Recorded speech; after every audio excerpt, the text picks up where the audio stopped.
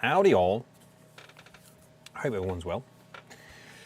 For the people that haven't watched me before, welcome, Jay Smith here. Welcome to the AskGolfNut channel and welcome to everybody else who's a regular on the weekly live streams. Hope everyone was well. Apologies for last week, not getting on live. However, I think I have some remnants of last week. Yeah, I was unwell thanks to my now 5-year-old. I think it'd be a really good idea to, yeah, give me the lurgy. But hope everyone is good. Hope everyone is well. So, well, there's a little bit of a theme, and you can possibly see the theme. We'll have a little look, make sure everything's working. You can see the chat's going. Good. Hello. Well, we'll wait for everyone to join in before I start talking too much. But yeah, I don't know where my my chat's gone. There was a chat screen around here somewhere, but it doesn't matter. We'll work our way around it. Hope everyone's good. We will talk about the elephant in the room. That elephant. Hello Neil, hope you're well. Evening Brian. And all the guys watching. Steve's first. Evening all, evening Steve. Carl's, hello, sports fans. Pete, good evening all. Evening Pete, hope everyone's good. So that is the elephant in the room. I put a post out earlier this week, last week. When was it? I don't know. The days just blur. And just effectively asking people what they thought of something which I had discovered and didn't look right. So I've been keeping an eye on Rick's, shall we say, subscriber movement after his announcement of Live. Maybe Rick will listen in. Doubt it.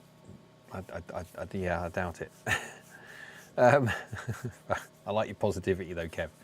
Don's in the house. Good evening, Jay, and all. Good evening, Don. Hope you're good. And Harry's here also. Hello, Harry. Hope you're good. Excuse me, Steve. I've still got the remnants of what I had last week, which stopped me from being on live streams. It would have been coughed, splutting, my voice was going. Yeah, there you go. Ryan's in the house. Hello. Hello, Ryan. Evening all.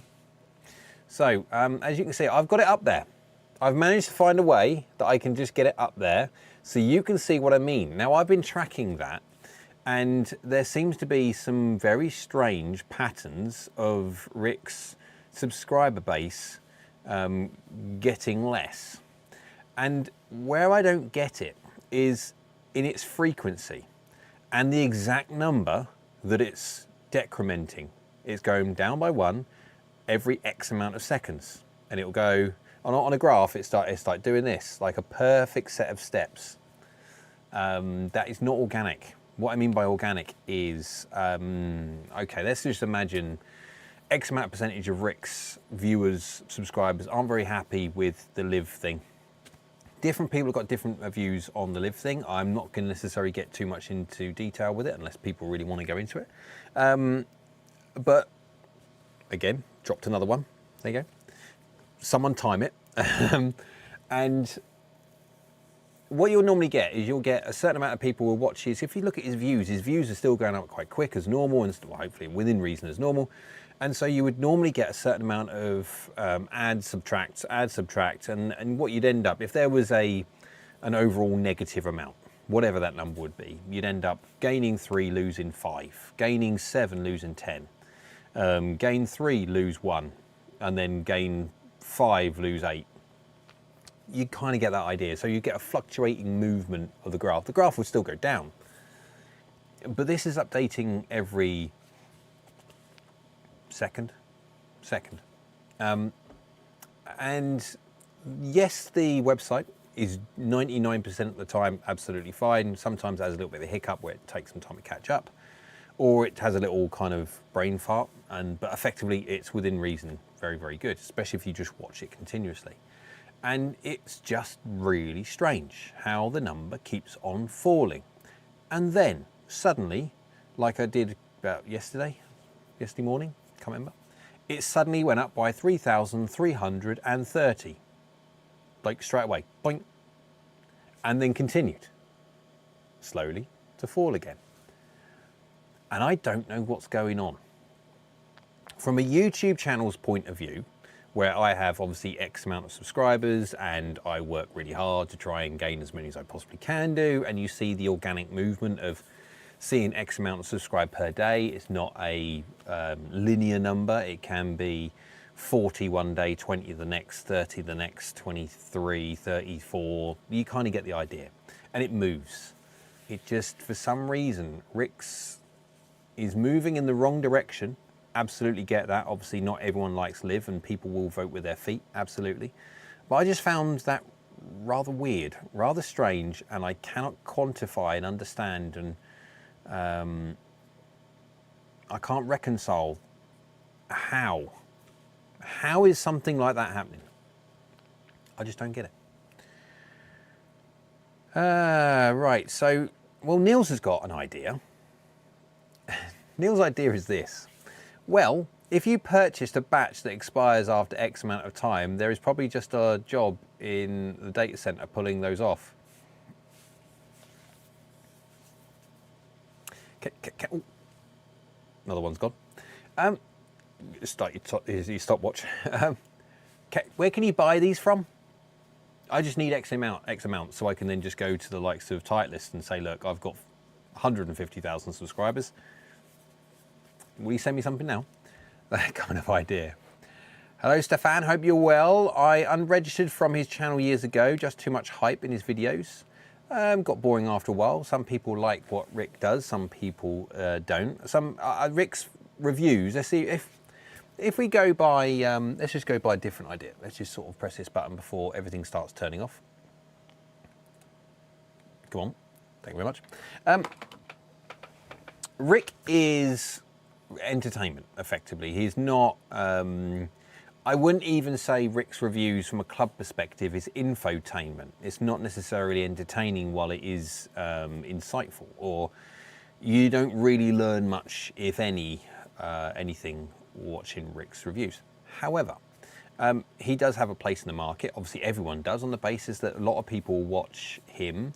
And there is a lot of other YouTube reviewers in the golf industry, especially, that have modeled themselves around basically what Rick does.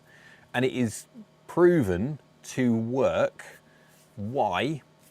That's a different, because when it comes to just club review, we're not talking about course vlogs. Course vlogs completely different. Those are fully entertaining. When people are watching a review, a product review, they're therefore learning more about that product. I don't get it when there's not really, you don't really learn much about the product, but there you go. Pete says, do YouTube pay out an average number of subscribers? Well, do YouTube pay out a number? So do they pay, so Pete, what do you mean then? Do they pay based on subscriber number or by view number? It's view number. I just didn't know which one you meant, or if that's what you meant at all, but it is definitely a view number. Subscribers got nothing to do with it. Subscriber base is more so a measure of manufacturers. They have like thresholds that you must reach before they will even talk to you, and a lot of the time, Ping is a perfect example. Ping, how they do their marketing of understanding media relations, etc., when it comes to, say, like the likes of me, is ridiculous. Rather than look at the amount of views you get or your views per your subscriber base, they just go by on subscriber base. And regardless if you are dormant or you get very, very, very little in the way of views, you might have a 300,000 strong subscriber base, well, not strong, but a number, but only 1% of them watch. And you kind of get the idea from that. And yeah. Anyway, Andy says, what did I miss? Not much, not much, not much. We're just talking about Rick's. Oh, he's lost another one. Stopwatch again. I missed that. Sculpturax 2. What a name. Very good. Maybe everyone has seen through Rick Shiels and his awful reviews that are more an example of his ability or lack of than the club.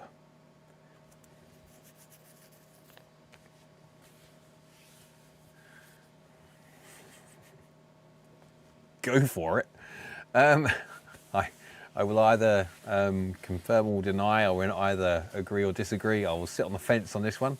I believe that Rick's reviews are very Rick-like, and they prove to work because many tens, if not sometimes hundreds of thousands of people watch them.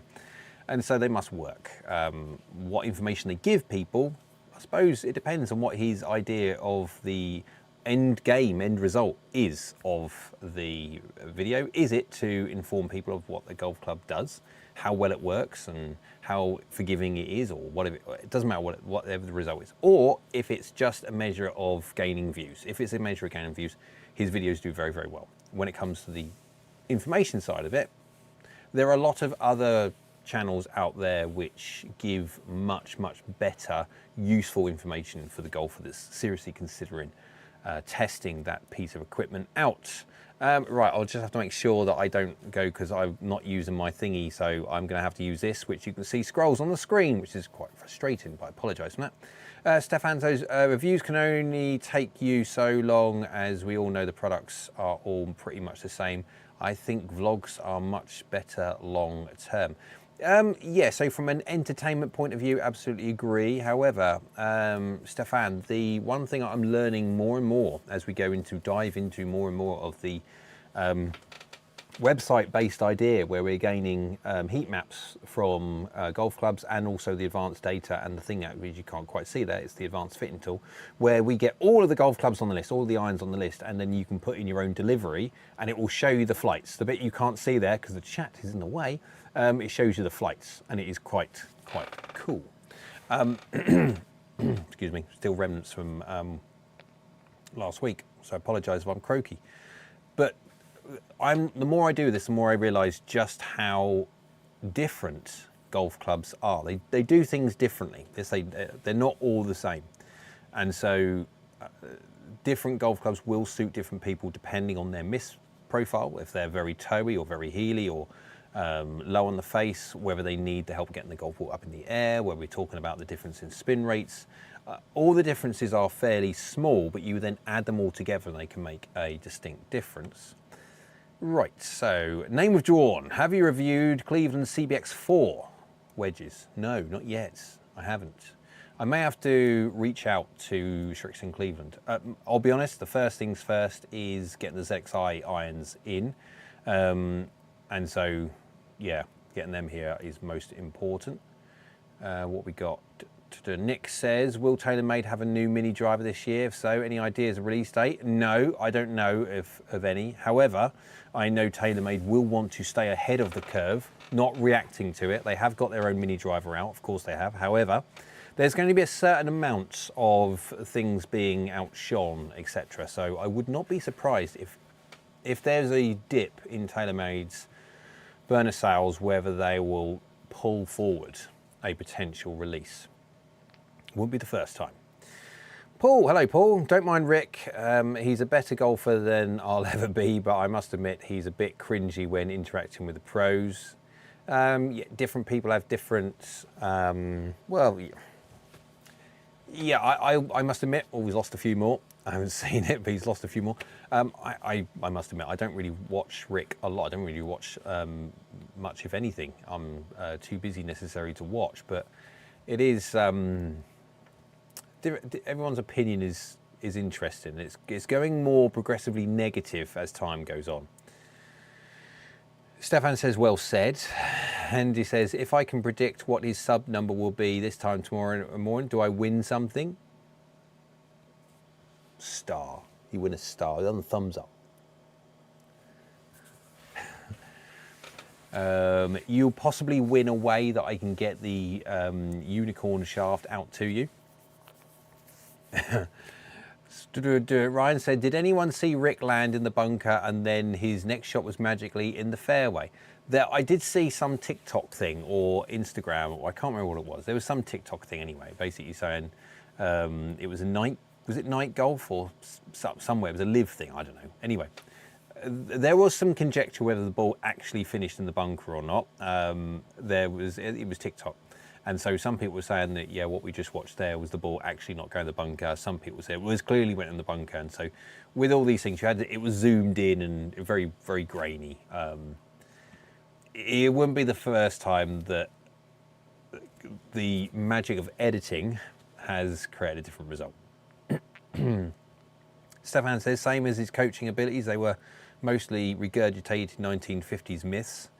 Yeah, I mean, when Rick was, he was well, back in the day before YouTube, Rick was just a normal golf pro at Trafford Golf Centre in Manchester, and he dealt with trying to be as busy as he possibly could do, because obviously he was in that arena of trying to make sure his books were busy and to earn money and stuff. And so, yes, unfortunately, there's always going to be a certain amount of regurgitation of certain information on the basis of trying to keep people going through the doors and stuff.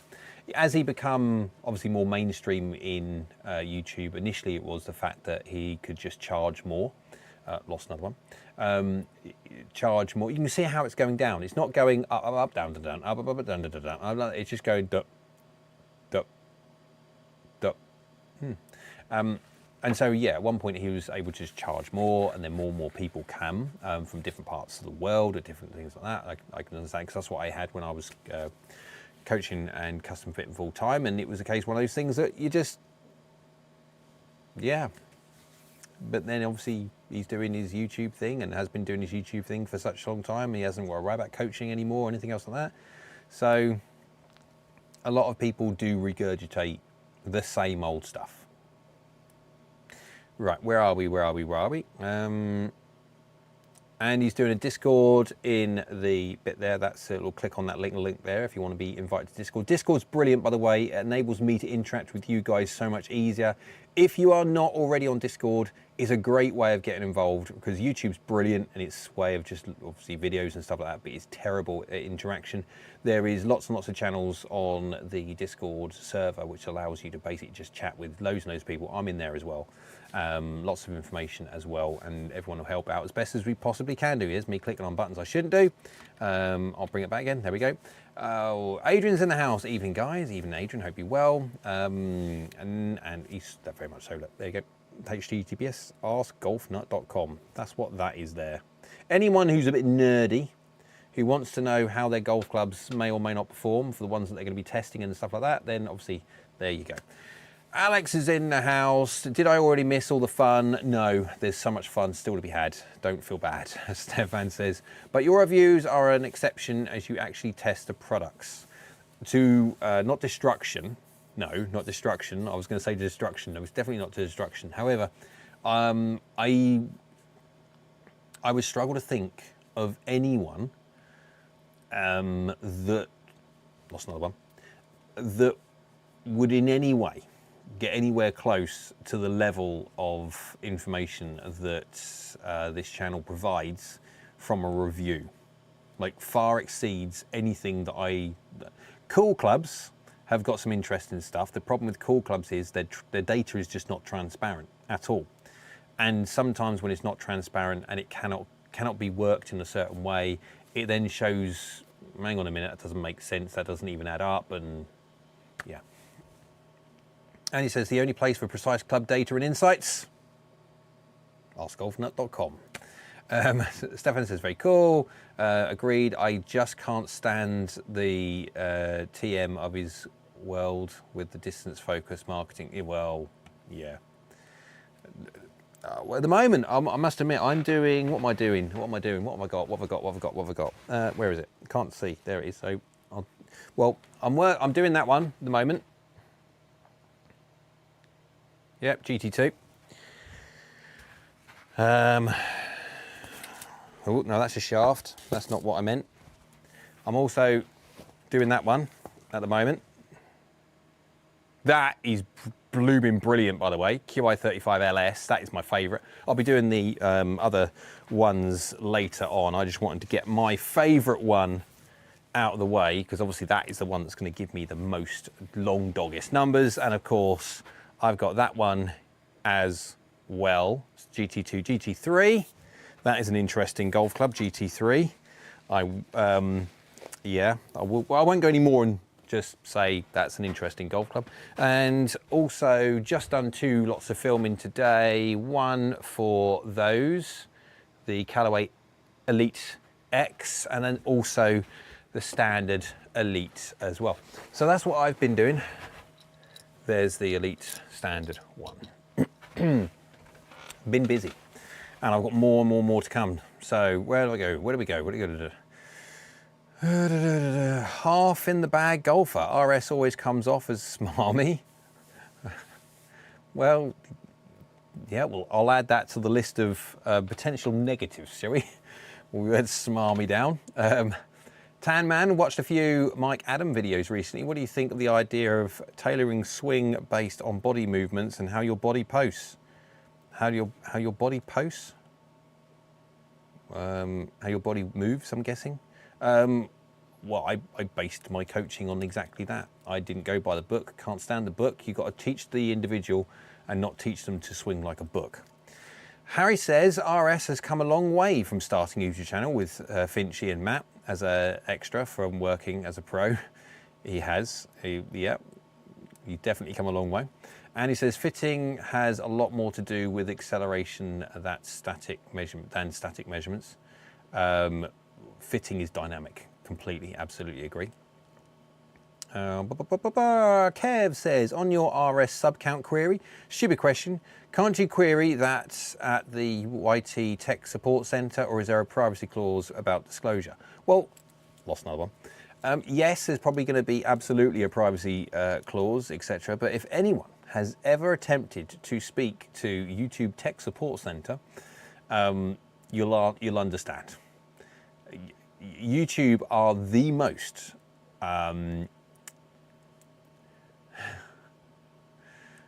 they are very open in certain aspects. They give you the impression of them being their arms wide open and say, look, we are being honest.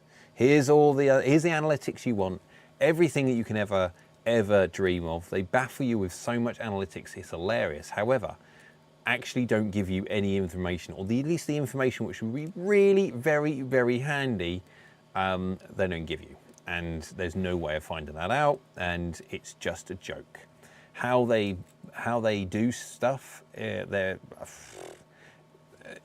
give you all the information about the metrics, about CTR, click-through rates and impressions and all stuff like that.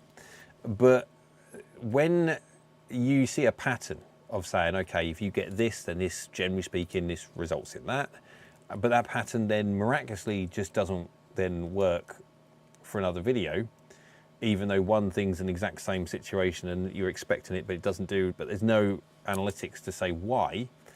YouTube pays X amount of money per 1,000 views.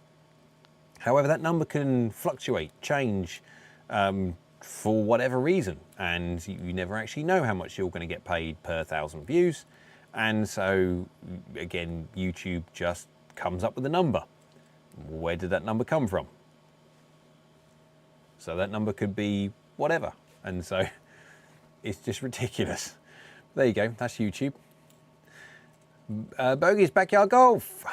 Good afternoon. Good afternoon, good afternoon. Hola. Neil says approximately 2 minutes and 35 seconds is the interval. Ooh, Neil's has got his, I like that. We need to do a countdown then.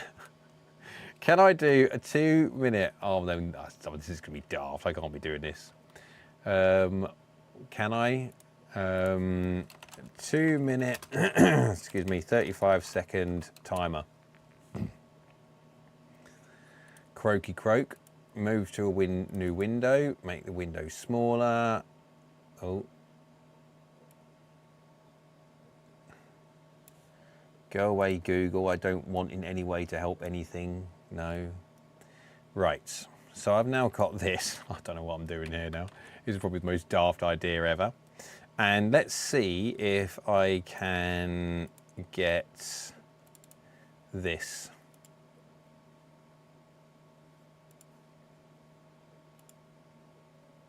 Would it work?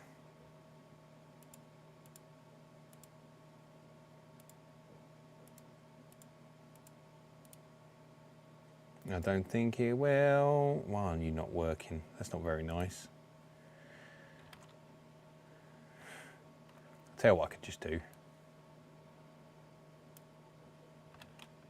Oh, it's gone behind my thingy. Oh, that won't work. Oh well, it doesn't matter. It's gone behind my backdrop. Anyway, it's just messing around. Stop messing around. Right. For Rick's decrease. So what I need to do is start it when it goes back down. When it goes 18, someone shout, because I end up chatting away and completely forgetting. And then we're going to reset the timer again and see how close we can get.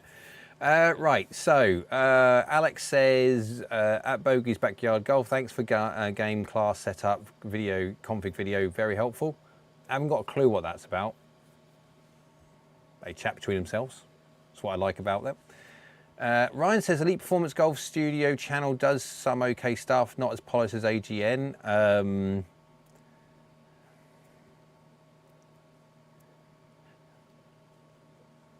There was...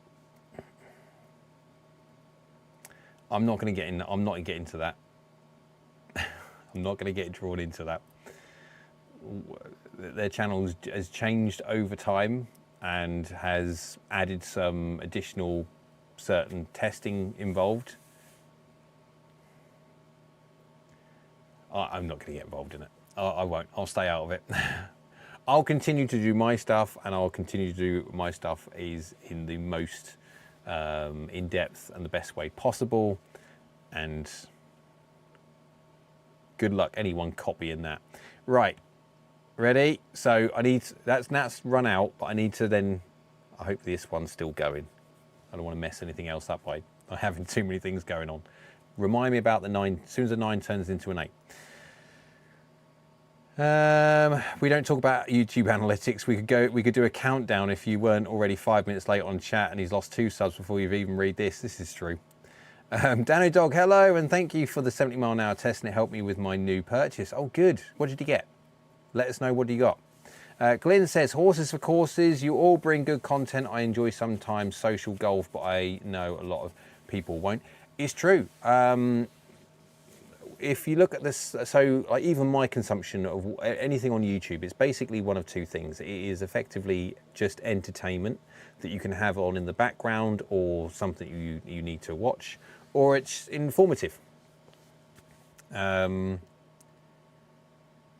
At this pace, if he doesn't add any subscribers, he will lose his final subscriber June 1st, 2039. Oh, I got to start again. I'm a bit late. I'm a bit late. Well done, Alex. Thanks very much for reminding me.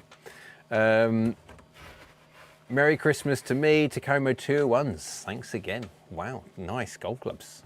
You have made, what's his name? Mr. Horvat, very happy.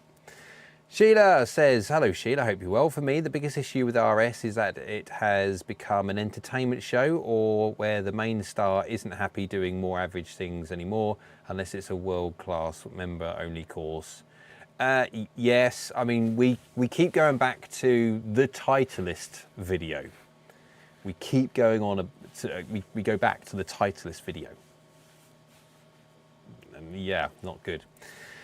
Kev says, if you haven't been asked this before, do you have an opinion on HackMotion apart from the upgrade software is expensive? I remember that. What was a car crash? It was. And it got retracted rather quickly. Incoming old versus new HackMotion speech. Yes. Old HackMotion speech. Yep. So this is the old HackMotion sensor. And, excuse me, I will open it up because I don't want to show you there, because it has my address on it for where I actually got this thing shipped. So you'll appreciate that I don't necessarily send that to every single person who's watching that on the live stream. And then that is the new. There you go. Yep, that idea. Much better box, because the old box, well, it wasn't a bad box. It was just a black box like that. Yeah, anyway. So, good and bad bits. what I like about the new HackMotion sensor is, first of all, let's get it out. The strap, which is much easier to work with, much easier, where on this one it's not as easy to feed through and it's just not as good. And yeah, anyway, you've got a somewhat better one of these, just gives a little bit more than having a very tightly curled up coil on that one. The clip itself is quite cool. You've got two parts of the clip. This is the sensor which either goes on your glove like it is at the moment, because it's got like a little clip down there, like if you can hear it. Oh, dropped again, 17. Let's refresh it. Oh, I need to press play, Jay, come on, get with it. So that clips onto your glove, which works really quite cool. But then if you don't want that, you can actually unclip the whole thing. How does that work now? It unslides, completely slides out. Oh, there you go. It slides out completely, leaving the clip behind. And then you've got your option of a, I was going to say a strap-on, but I mean, obviously that's a completely different thing. And so you, like that, and then you strap it on.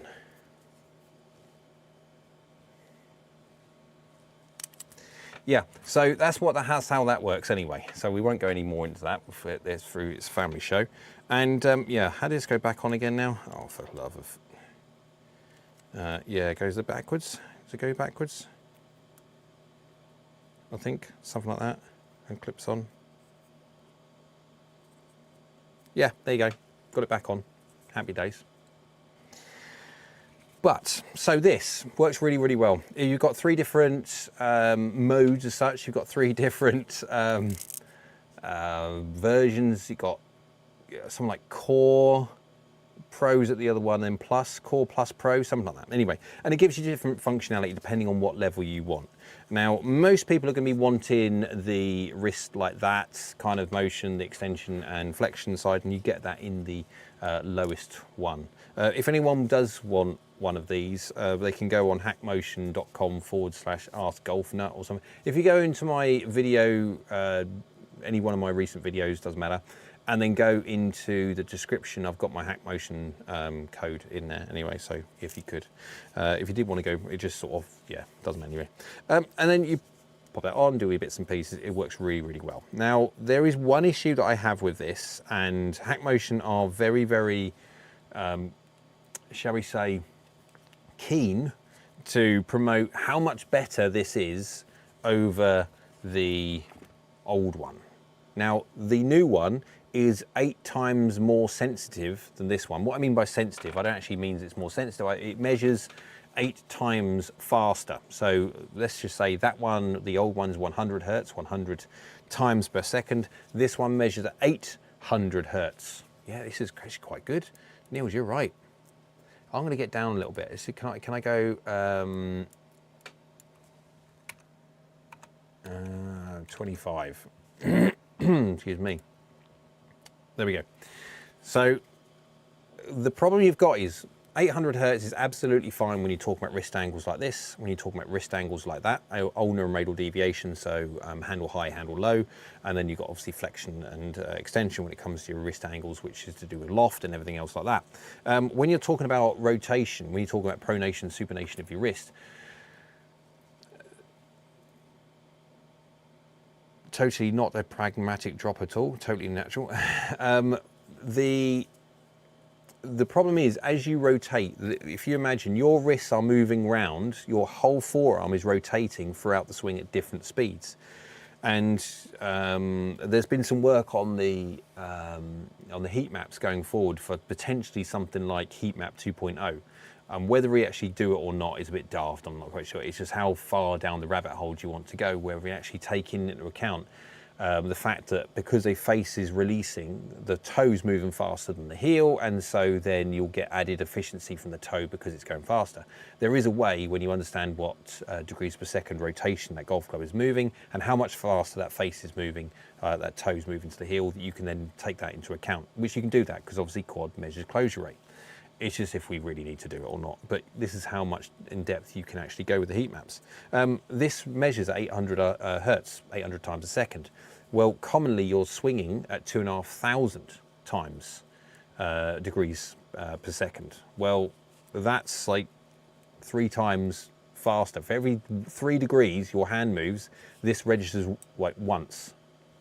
So brilliant as it is, if you are looking for this on an understanding of how much rotation, forearm rotation that you do, this still is nowhere near sensitive enough. If you are talking about forearm rotation release, and that's the issue when it comes to your club face control, you will have to use quad. You cannot use this.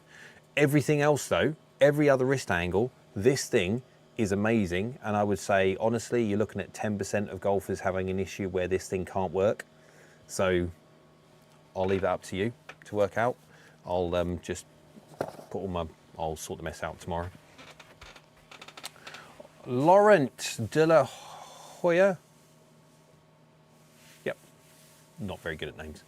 Thank you for all you do. Judy spend my evening with you checking all video. Willing to check also driver regarding HackMotion. Can we use it without actually hitting the ball? Yes. Yep, drills. And so the great thing with HackMotion as well now is, as time going on, they're actually adding more and more and more to their coaching database. So they are teaching people at the same time how to use it and how they need to work with it. Now, I would always use a coach because I am the perfect example of why HackMotion doesn't work for me, because if I was to change my swing, I need to keep remembering to do this. I can actually say tap to unmute. Well, I just don't want that noise going off constantly. Scare the living stuff out of me. But effectively, yeah, they are very, very good. And the whole idea is making sure that you use it with your pro, or at least you know what direction you need to go. Just going by the tuition, the coaching on there is great. If you were PGA Tour level, everything, you started with the PGA Tour this and started with the PGA Tour that, even though every single golfer on the PGA Tour does things differently. So there is the whole idea of using HackMotion is using HackMotion or any other device like that is to make sure you fine tune your delivery so you as an individual golfer get the desired result you need. Excuse me. I can feel a cough coming on sometime. YouTube drink time.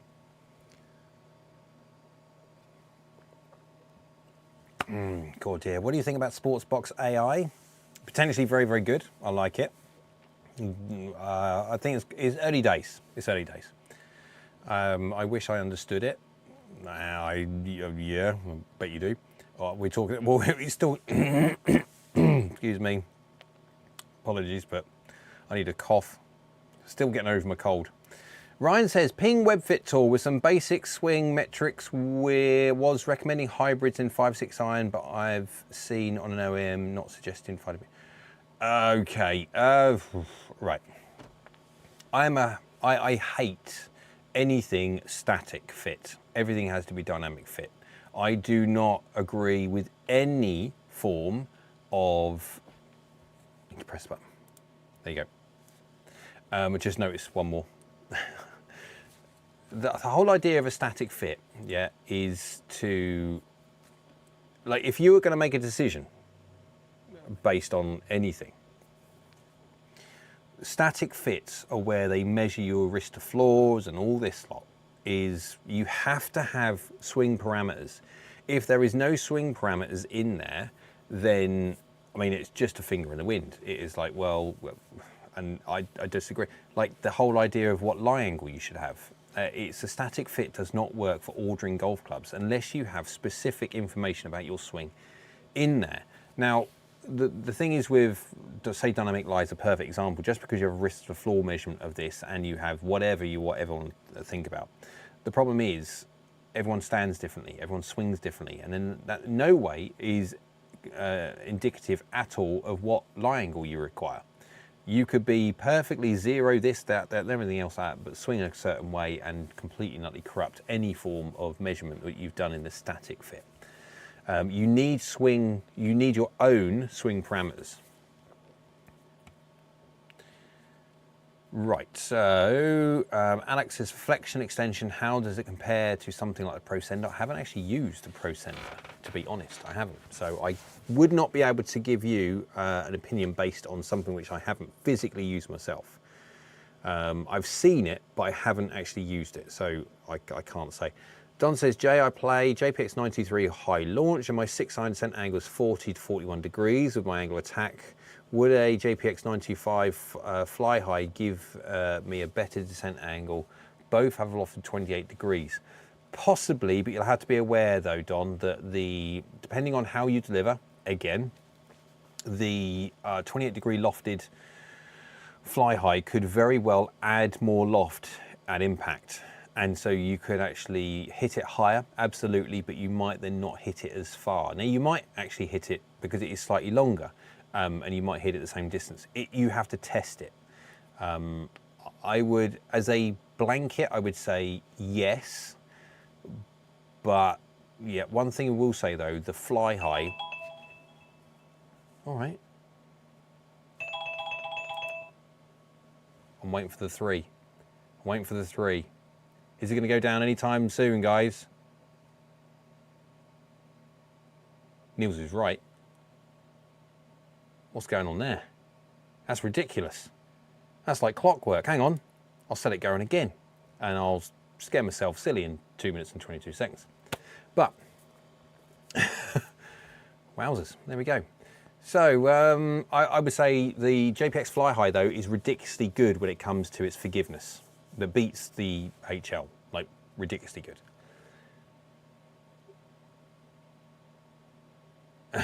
So Lawrence says, Laurent, I'm guessing, just spent the evening with all your videos on JPX, thanks, bloody French autocorrection. Yeah, yeah. Your English is a darn sight better than my French. That I can guarantee. Andy says, I would tend to go for a full hybrid or a fairway wood for better peak height. The fly highs are more forgiving, but ball speed from longer shaft would give you more back. Yes, from functionality point of view, absolutely right. The difference between, as long as you can control, obviously the longer the shaft length, it becomes sometimes more difficult to control strike. And that's the benefit of the fly highs. They are basically in between the hybrids and the relevant irons. The difference between the sole shoes and thicker shows with spike. What? Oh, sorry, we're talking about static fits and stuff like that. Yes. Yeah, but I mean, still, the static fit is just rubbish. I mean, you can add all different variables in there, but it's just rubbish anyway. Kev says, Jay, you are causing me marital distress as I'm grumpy because I can't decide between the 925 Forge and Hot Metal Pro. Please save my marriage and do a compare, please. Well, you say that. Hang on a minute, you can see this is my, oh, here we go. What have I got in here? What have we got going on here? Hang on. There you go, right, there we go. This is all the raw data for the video. Haven't done the video yet. As you can see, there's all the raw data for it, what you'll see. So it's there. I just got to get round to doing it because I'm just so busy. Hang on. It's gonna make noise. All right. One more noise because it is rather loud. All right, that's enough. Watch it. I need to set it a little bit longer, to be fair. It is 2 minutes 35. It's just, you see what I mean? There's something wacko about that. That should not in any way, shape or form be clockwork style decrement. It should move around. It should gain 7, lose 4. It should move around so much different other than every X amount, it drops 1. If you look at any other account, it moves around. I just don't get it. It moves around, whatever, but like what? Initial research says it could be YouTube removing spam accounts, bot subscribers, or accounts violating its policies. So if it isn't the sellers removing it, can well be YouTube's job clearing up. But Andy says, yeah, but exactly one account every 2 minutes and 30 seconds. I don't know. But then there was sporadically, the number went up because it was down to 2,910,000, whatever it was. And it was about to go into 2,900,000 and 9 and like that, it just dropped. But then it suddenly jumped exactly by 3,330 subscribers on the dot. Like, what is going on? There you go. Well, I want to know where they get these fake subs from, because I could just do with a few. Just enough so I can get Titleist to send me their irons and stuff like that. That's all I need. Because Titleist must have a certain number of subscribers that you must have, regardless of the work that you do. This is where the hilarious side of things are. That golf companies don't look at the work that you create or the content that you make. They don't even look at any of that. They just go by numbers. And I get it, because obviously they must receive, I don't know how many different requests from random people every day. And I get that same thing. I'm getting random requests from different people, doing collaborations to help me with my SEO, to help me with my editing, to help me with every single thing that is conceivable within what I do. So I get it. Neil says going up can be the way YouTube adds subscribers in batches or renewing of fake accounts. Now I did hear third party. I can't type today. I can't type most days. I can't talk most days. What are you about? You only got to worry about keyboard. I've got to try and get words out. So I heard the Performance 54 about obviously 5 years ago, or I don't know how long, 4 years ago, 4 years. I can't remember now. And if anyone goes back onto the amount of the subscribers that he gained overnight, in a very, very, very, very, very rapid rate. Yep. I want to know how to do that. Although saying that, it's probably going to cost way, way, way more than it would ever gain. So it's fine as long as you've got someone else doing the paying. Dear me.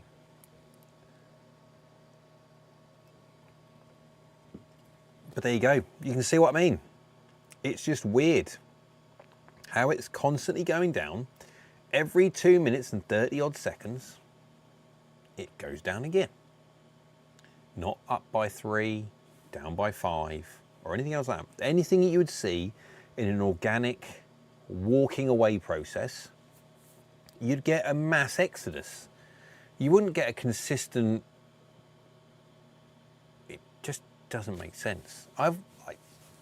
Everyone's got an opinion on why people are going. People are assuming it's people, but if it was people, people would move in people way, which is in a messy way. They would go, well, when I get home, I'm going to do that. But they wouldn't all organise, right, John, your turn. I've got to wait 2 minutes and 30. But Peter, no, I'm first. Yep, I'm subbed. Pete, 2 minutes, 30 seconds, it's your turn next. Ian, yeah, you're after Pete. Yeah, I wouldn't do that. They would just go home and they'd just unsubscribe, and people that don't even know any about the live stuff would be, oh, it's this guy called Rick Shiels. I haven't heard of him before. Oh, he's doing good stuff. Oh, I quite like that. It's quite funny. And then,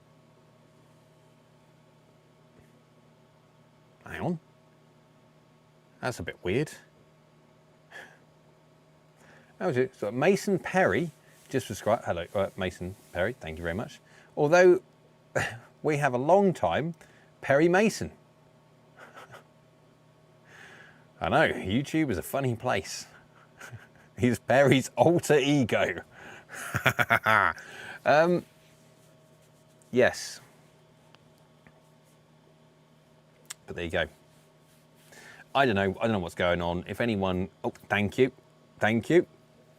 Missed that. Set the timer. I'm going to be so late this time. I've set it so late. So hopefully, yeah, it doesn't matter. But someone explain how on earth that can even happen. GG, evening, I'm late to the party. What's happening? At the moment, we're trying to work out exactly why Rick's YouTube subscriber count, which is still impressive, by the way, if that is actual real people.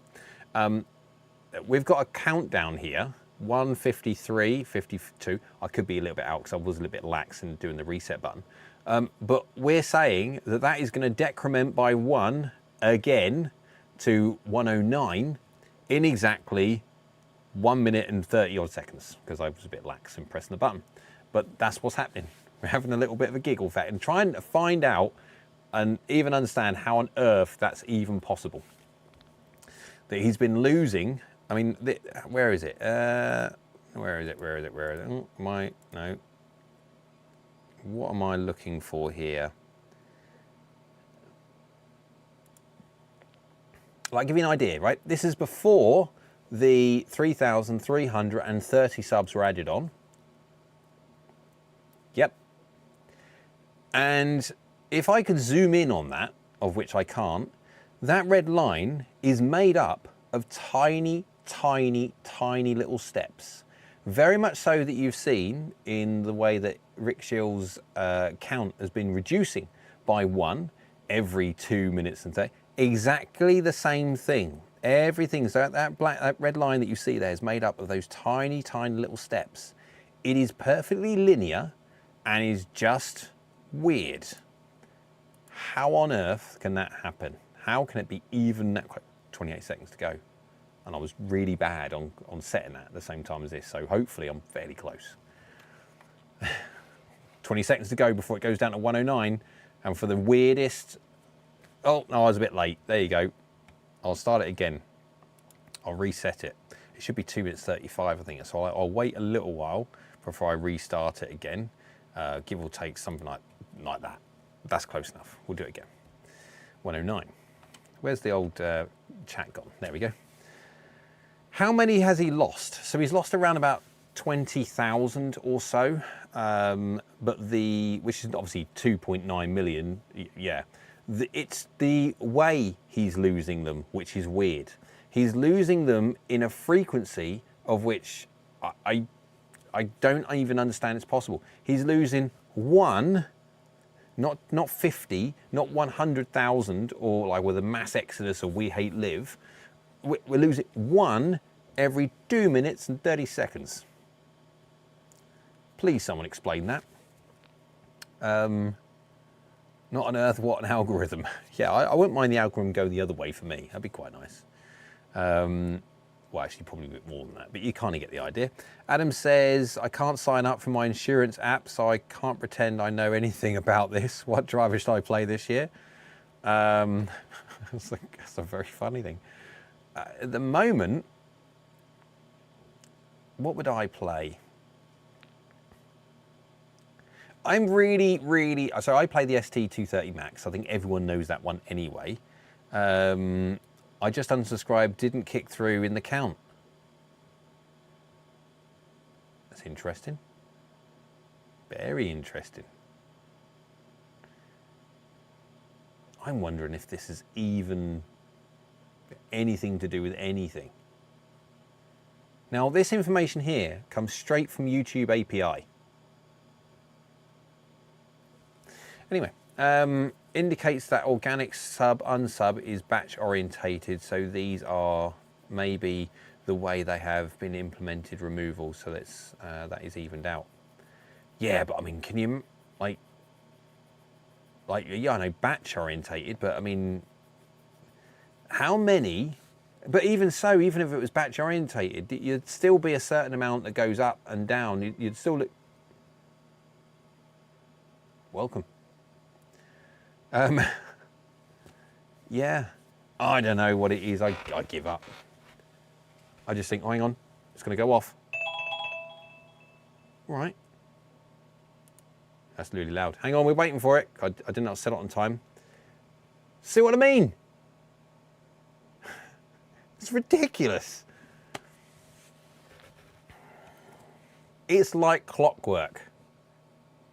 Rick is losing subscribers like clockwork. These cannot be human beings. These have to be some other form of inflationary number generation. Yeah. Jesus said that is a bit mental. I'm like, there you go. Are we going to talk about golf or anything? Yeah. So I have got the Elite irons. So I've got to do some. I've now subscribed again. Also not kicked in. Make sure you unsubscribe though. So no, you do what you want. So Lauren says, or maybe API could be based on non-live data, but no idea why on earth it could be so linear. Me neither. Dustin, hello Dustin, hope you're well. Dustin. Anyone who's still a member, the ones that have got colours which are not grey, I am migrating YouTube membership over to the website. The website is, oh, not that. That's not the website. Where's the website? There's the website. There you go. Everyone's moving over that way. Yeah. So you can go in down the bottom there. You can log in. Anyone who's got a YouTube membership, just contact me, email me at j@askgolfnut.com or askgolfnut@gmail.com. Either one, doesn't matter. And then just email me for your username and password. You get access to that. But effectively, what I want everyone to do would be to cancel their YouTube membership and then rejoin as such using the website. So that's the whole idea, doing that one. So if you want to, if you're a YouTube member, you get access to it straight away because you have a username and password. Even if you haven't used it yet, you just get in contact with me. I'll give it to you so you can use the site for your tier level. If you then cancel tonight, you still get use from now until your monthly billing cycle would end. And then after that, you just have to log back into it and then select one of the tiers. You can stay on the, but for the gold tier on YouTube is slightly higher than it is for the website. The website is discounted, so there you go. Have a little look on askgolfnut.com and see what you think. But I'm trying to move everybody from YouTube memberships over to the website. That is the plan. Where is my chat? There is my chat. I put a different smelly thing, you know, the things that you plug in, and it sort of generates an aroma every X amount of seconds, probably about the same amount that Rick's going to lose another subscriber. But, and because a different one, every so often, just get a different whiff. There you go. Don says, I heard another YouTuber saying hitting the like button helps them get more subscribers. No. So hitting the like button will basically, if loads of people hit the like button, that is just another measure for YouTube algorithm, the algorithm king, YouTube, little bot named algorithm, just basically sees that one video is receiving a lot of likes, and so then it goes, oh, people must like that one. I'll populate that to a few more people and see if they like that too. And so that's effectively what happens. And it's just another measure of getting YouTube to push the video to a larger audience. That's the whole idea. So anyone and everyone, as long as everyone and everyone, of which they don't, if all my subscribers were to make sure that they were to like all my videos, it would help massively. And share as well. If they shared it to their own social media platforms, etc., again, that would help really, would help a lot. I appreciate though, not everyone wants to fill their Facebook and Twitter feed with my rubbish. So yeah, but I appreciate if you could do either way. Lauren says, is membership for 1 year or lifetime? So membership is a monthly thing to give you the option to, so if you subscribe to my channel and any other channel on YouTube, it is for life. You can subscribe and then it just stays there. Obviously you don't necessarily, it doesn't give you anything or anything else like that. If you press the bell icon, obviously that will give you a notification when I do upload another video. But effectively for the YouTube memberships, originally we obviously had tier systems. Now we have upgraded to the website. All the information that you see from all of the current reviews that I've got when it comes to all the irons and the drivers now, the driver list is getting bigger. I'm actually thinking about adding the Ping, excuse me, usual winning pops, the Ping fairways on there as well, and the hybrids. I'm also thinking about doing that because I think as time goes on, for the heat map generation side of things, it would be good to get, like, change that button there. So that button up the top there, it says iron overlay, that's that one. And underneath there on the bronze is the driver overlay. Well, we're thinking about changing that to woods. So rather than driver, it's woods because it would encompass everything. That's the whole idea. And so let's just go for fun. Let's see if we can actually do it. Can we do it? Can we do it? Can we do it? Let's just make this bigger.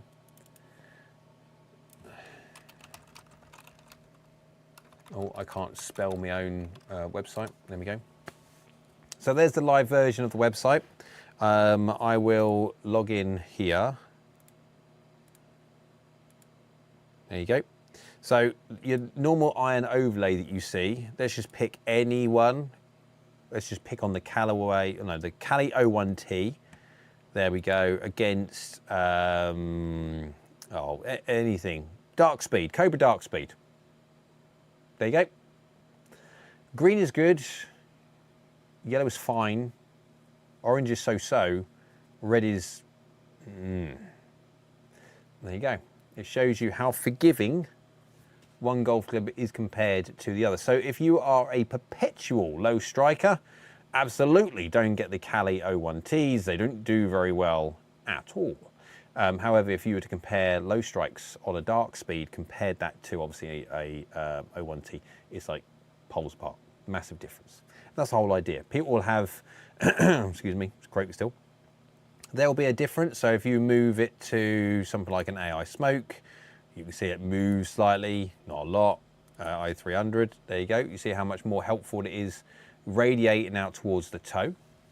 You kind of get the idea anyway. So if you're searching for, and we have, I don't know how many different on there now. Obviously we're getting more and more and more. I've got the Callaway Elite irons to go on there. When I get the QI35, I'll get that on there. I've got the ZXIs, 4, 5, and 7. Also to go on there, I've got the DS Adapt Max, that's to go on there. Also got the Forge Tech thingy and the Tech X, King Tech, whatever it would be. They're going to be going on there as well. The database is just getting bigger and bigger. There you go. It is down to 106 now.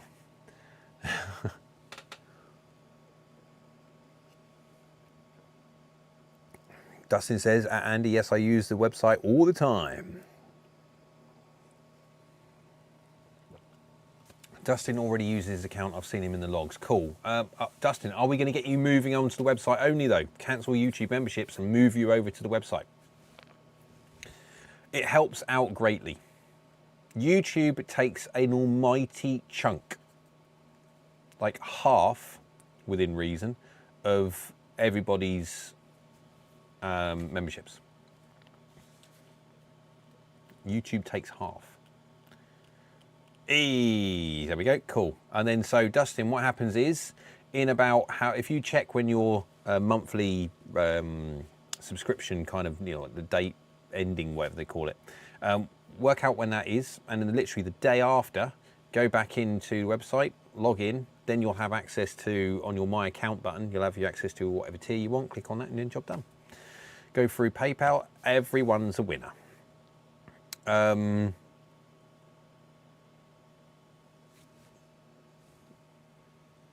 Exactly what I just said. But it's always better when it's written down. Dave says, good idea, one less button for you folks to set up. Nice to see the fairways added. Yes, well, the fairways aren't added yet. This is the thing. But I am thinking about adding them on. Should I add them on? I was going to ask you guys if you really felt the need for me to add the fairways on there, because obviously without many more fairways and stuff on there, it's sometimes difficult to even understand what is, but the whole idea is we're generating more and more and more and more and more information. And so that information, from my point of view, just goes straight on the database. The more the merrier, the more information, the better. Also, guys, for the people that care, we are starting to create driver-like metrics, you know, like the irons. So the irons have all the advanced data, the launch factor, the face spin rate, the face speed, the distance potential, and all that. We are now going and doing driver advanced data and potentially radar as well. But the driver data that we're getting, because of the shots that I hit, and because quad measures everything, that we are getting even to a point where we can tell you that one golf club is draw biased, fade biased, whatever it be. We can also tell you how much bias a heel strike has over a toe strike. So how much draw does toe give you? How much fade does heel? There is so many things that we are working on at the moment to try and really bring the driver side of the database up to the same level as the irons. Now, of course, there's always more irons than there are drivers, always are. So you're always going to have an iron database much, much more populated, much bigger than that of the drivers. But effectively, if it's good for one, and we've got the potential to add all the information in, generally you could argue, fair enough, well, you only have one driver, you only have X amount of irons, you only have one brand of irons in your bag, but it's just the way it is. Jesus in the house. Hi Jay, hi all. Hello mate, I hope you're well. Talking about player's distance iron, how does the loft progression affect distance? Usually 5 degrees differ in short irons, 4 degrees in medium irons, and 3 degrees in long irons. Does the 12 yard maintaining with that loft difference? So the 12 yard is basically a myth on the basis of your swing speed and your dynamics, how much loft you deliver. But effectively, what we're looking at is your gapping that you're going to get between irons is mainly down to speed. So the faster you swing, the bigger the gaps will be between your irons, and the slower you swing, the smaller the gaps will be between your irons. And so the reason why they are not 5 degree gaps is because, Andy will probably be able to sort of jump in on the physics of it effectively. But what you'll find is that smash and distance and spin and launch is not necessarily linear. So if you were just to run 5 degrees gaps or 4 degree gaps all the way through, what you'll find is there needs to be less difference between your 4 and 5 iron in loft, because deflection, as soon as you start taking deflection away, as loft comes off, you start transferring more of that energy into the golf ball, and effectively the golf ball flies.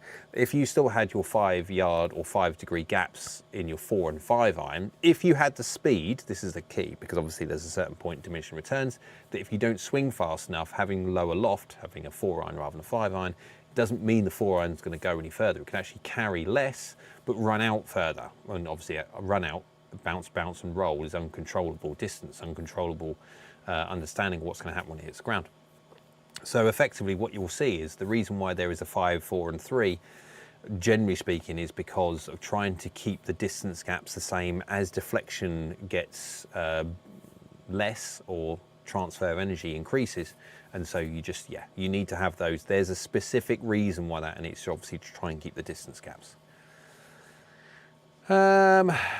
Dean says, hi, looking at your heat maps and the i210 looks to be the most forgiving iron tested. Does it really compare to the year's most forgiving irons? Great channel, great contact. So the i230, and Andy says i230.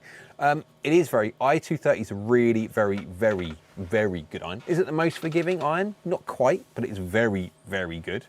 Dean said, sorry, I meant i230. It is very, very good. It is very, very good. So i230 is due to be replaced in September. I have pleaded with Ping to push it to, obviously they're going to listen to me. Come on. I have pleaded with Ping for them to defer it for another year. The i230 is amazing. Just don't replace it ever. It's just brilliant. Don't touch it. Just please don't touch it. Andy says, a picture wedge load, we're talking about, the whole thing. You can read that if you want the scientific reason. Golf Swings, hello. Late to the chat, but Rick's subs number have looked fishy for a while. Skyrocketed shortly after signing with Performance 54. Doubt most of the... Okay, I had some reason... Yep. Watch for the number 2 any time now. Dear me. Geez, very nice explained. Ryglado? I'm terrible. Apologies already. I have a TSR2 drive and I like it a lot, but the toe strike results in snurping hooks. Is this me or the club? Okay, would you... It's the club.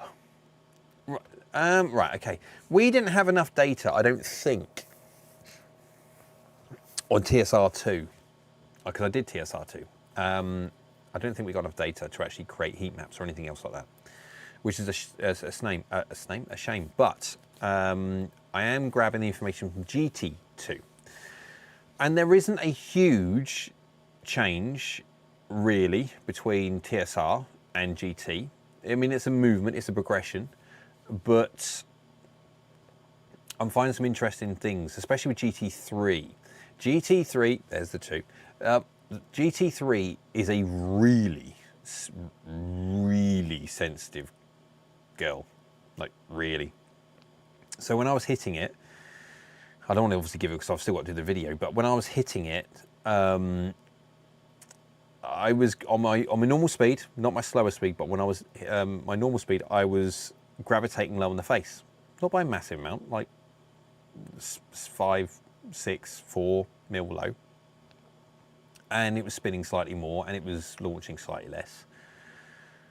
But as soon as I started hitting it slightly higher on the face, because initially, I'll be honest, so effectively, I'm trying to, when I do an AT 95, 110 miles an hour, I'll do an 80 miles an hour day set, and I'm hitting shots. Boom, boom, boom, boom, boom, boom, boom, boom, boom, boom, boom, boom. Yeah, there you go. There's 80 miles an hour. Close enough.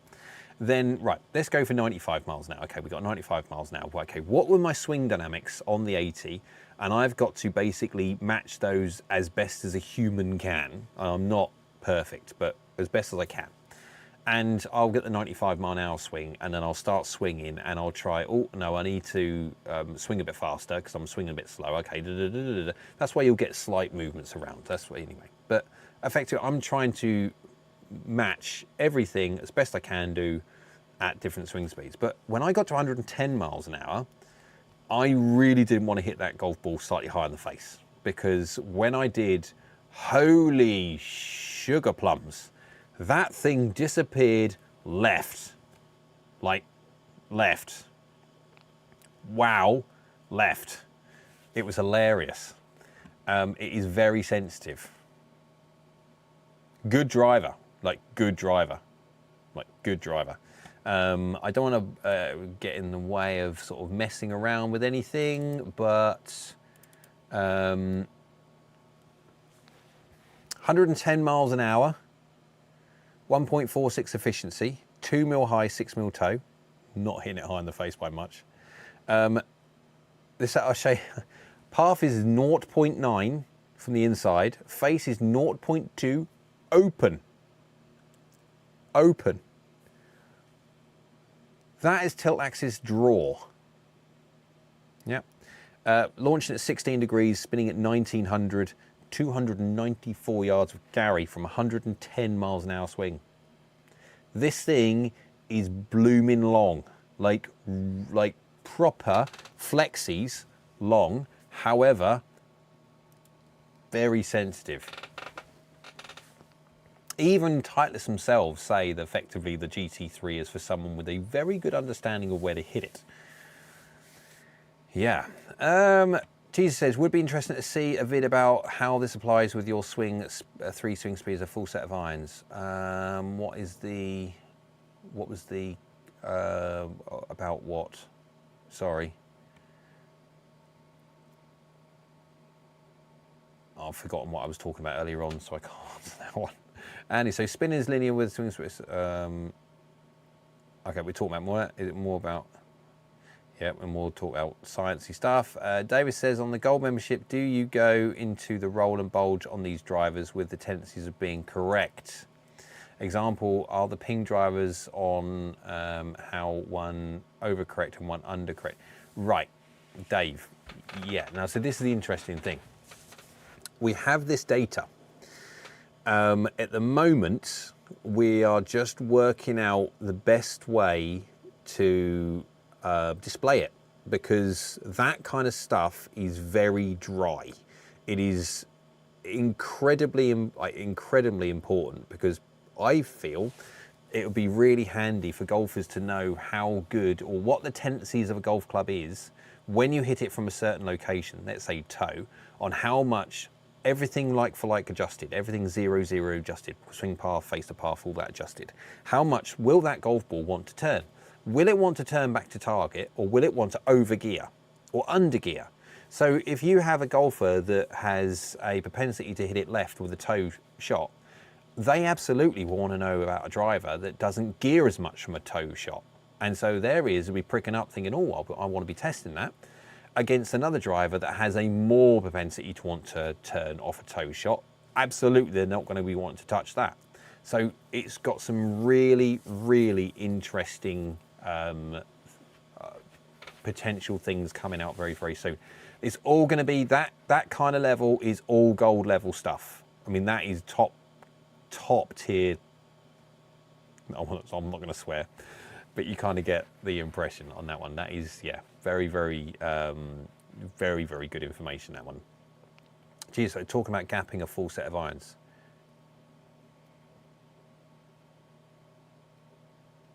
Oh, okay, right. So it's a slower swing speed. Yeah, you get to a certain point where you can't gap them anyway. Yeah, so that's effectively. So when I used to coach all the time, custom fitting, coach all the time, custom fitting. When you're doing a custom fit and you see someone swing their 7-iron at X amount of speed, and you see their delivery, and you can see, oh, here we go. I can already tell that we're going to get to a point in diminishing returns at 7-iron. So 7-iron is going to be the longest guy in a golf club they're going to have. Generally speaking, with a custom fit, you don't have 6 and 5 there to test, but generally speaking, you will always find that the golfers will always bring their own sets in, and then you'll be able to see yourself. Obviously, sets have got different lofts, etc., but absolutely you can tell the point in diminishing returns, and it is generally speaking always tied around the loft number. Now, people will deliver different loft numbers in fittings depending on the golf club, because the shaft and bend profile, swing weight all has an impact on what they deliver to the golf ball. So yes, there's always going to be, it's not just because you have it in your set of golf clubs, it's going to instantly translate into your new set of golf clubs. That's why you do the testing that you do. But it's always good to have a very, very good understanding of, like, when they're warming up, they're hitting shots. I'm still capturing the information from quad to know exactly what they're doing. And then when it comes to moving into the actual custom fitting side of things, you're looking at how they utilize this new iron with the new swing weight, with the new shaft, with the new loft, and everything that new equipment gives, and how that affects the golfer. But yeah, that is yeah, you can do the same thing when it comes to that one, Jesus, on the website.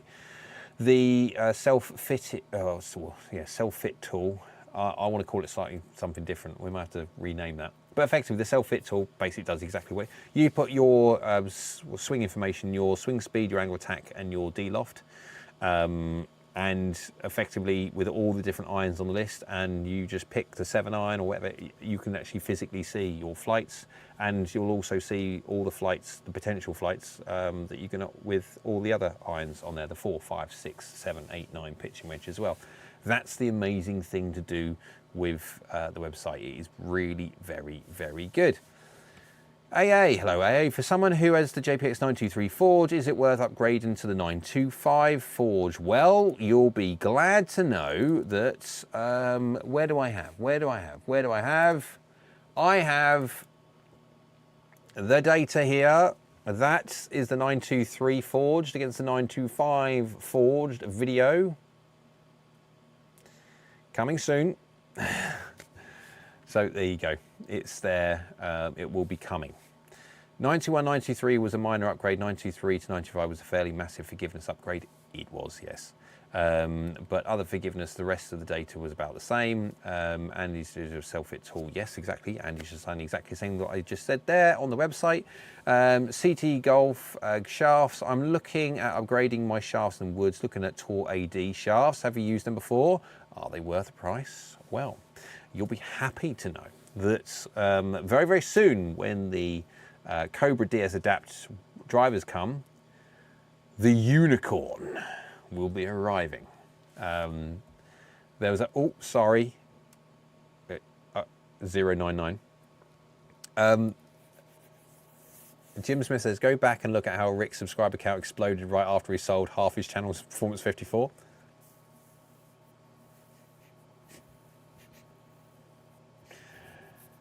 Yep.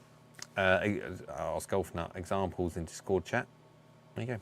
The AD unicorn, yes. So the orange one. So the miraculous high launch low spin shaft, that is coming in the Cobra as a custom option. There is an upchargeable option. The other 3 drivers, there are 4 drivers I think for the Cobra, my word.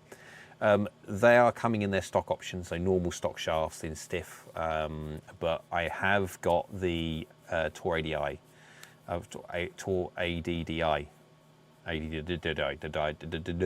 Whatever. That's coming. So that will be an interesting test. How funny would it be if it makes no difference to me whatsoever? G says, thanks Andy. Right now I can't get my membership, but I'll try in the near future. I'm thinking about an iron change, but have so many doubts about everything. ADHD.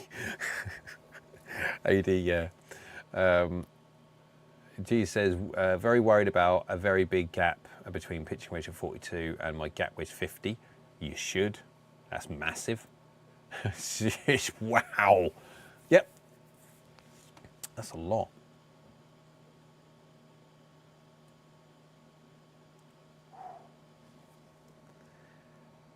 Ah, no fitting possibility in my area.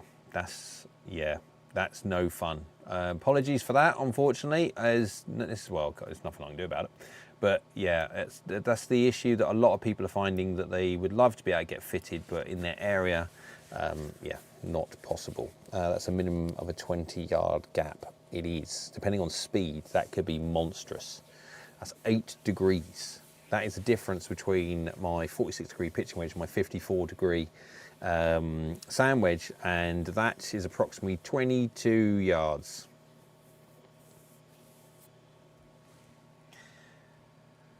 Wow. Deary me, what's time? Keep an eye on the time. We keep an eye on Rick's. I'll get rid of that.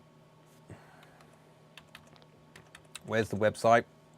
There it is. Keep an eye on Rick's count.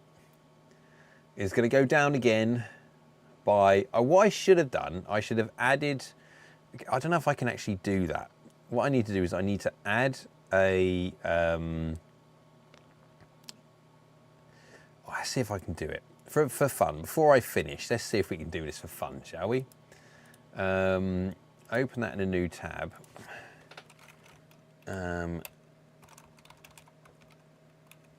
Timer countdown. Oh no, we can't use that. It looks like a classroom one. My word. Let's use a little bit.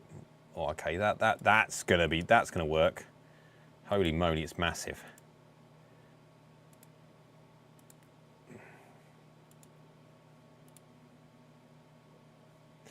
Wow. It's huge, isn't it? That's what she said. That is rather like massive. Okay, I'll go away and add. I want this for this to work. I don't want to have to worry about ads and stuff. It's only like me messing around.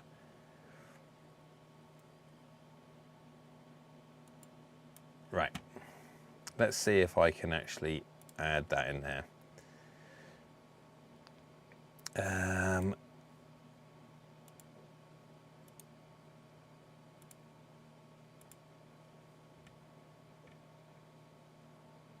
Where is it?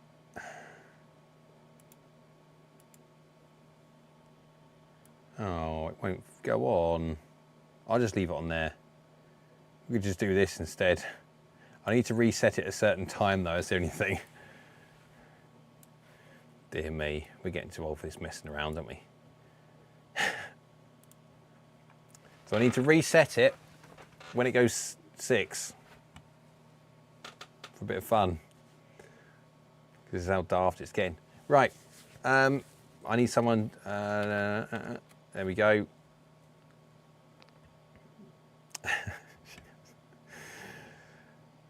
Jesus said actual MP63 pitching wedge 46 degrees, 83 miles an hour, 100 pitching wedge.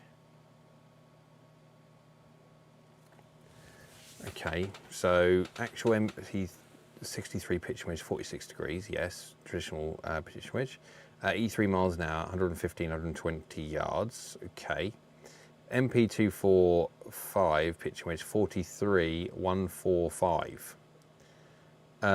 Loft. This is I know they're static loft. I would love to measure your actual loft difference between the two, because that can only ever be done. No, it can't be 145. It could be 145, but we just don't know the loft that Jesus is delivering. That's the only thing. Right, I'm going to see. All right, calm down. Did I set it off at the right time? No, I have to wait for it to go 96 and then set it off again. I don't see 115, 120 from B146. From B?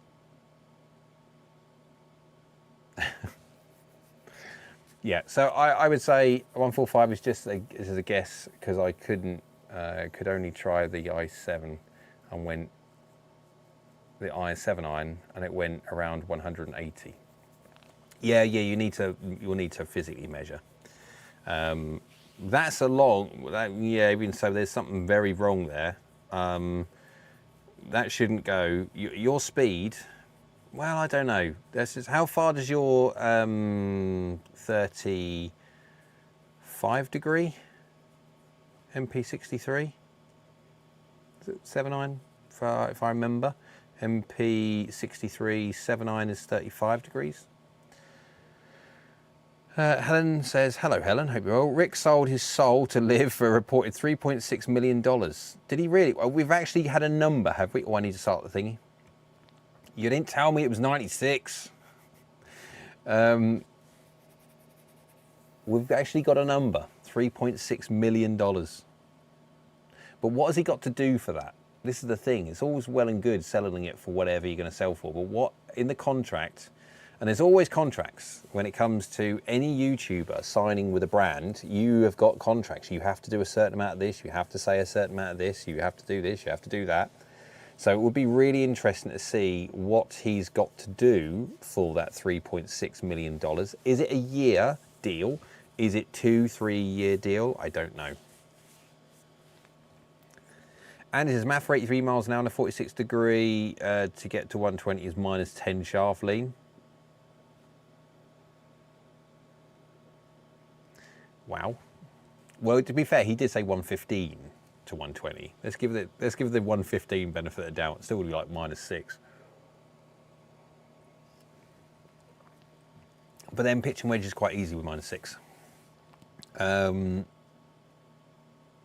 Carl's very surprised that Jesus managed an 83 miles an hour in a pitch and wedge. Oh, it's 34 degrees. Okay, MP63 7.9 is 34 degrees. How far does that go, Jesus, for you? It's Callie, just joined in the stream. What happened with Rick Shiels? He's slowly reducing in his subscriber count. However, it's the manner of which his subscriber count is reducing, which is the topic of conversation. It is perfectly linear. It is perfectly linear, and it makes no sense because for some reason he's managing to get exactly. Hang on, let's see if I can do this a different way.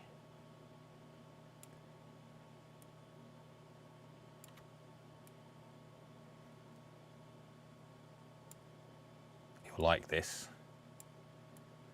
So this is what happens normally. People do this. There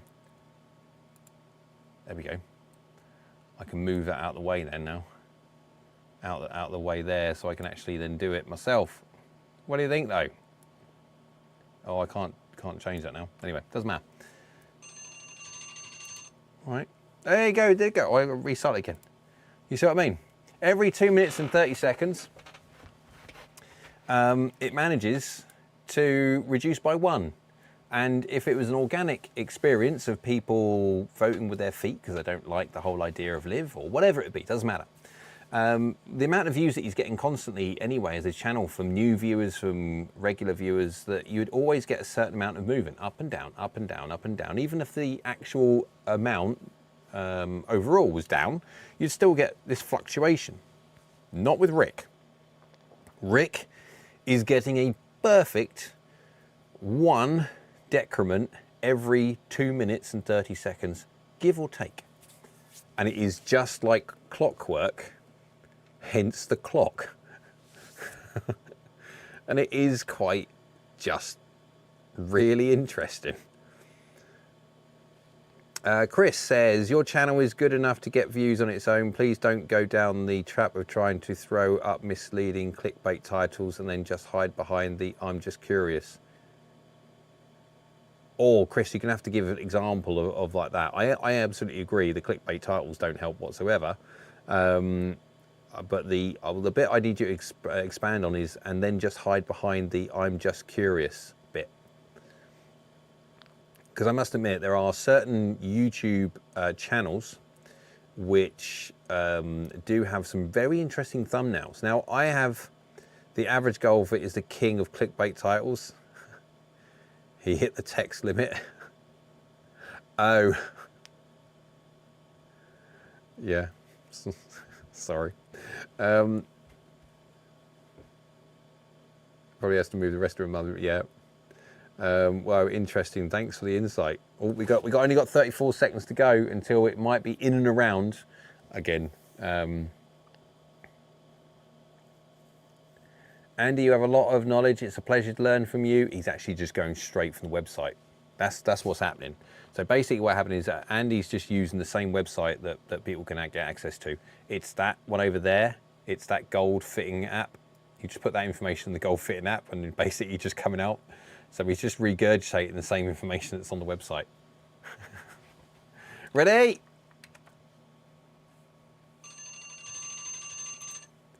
Oh, ta-da! Oh crap! I haven't started again. I need to do it itself, but it just adds a bit of fun, doesn't it? Really? Do you see my point? Bit weird, that, isn't it?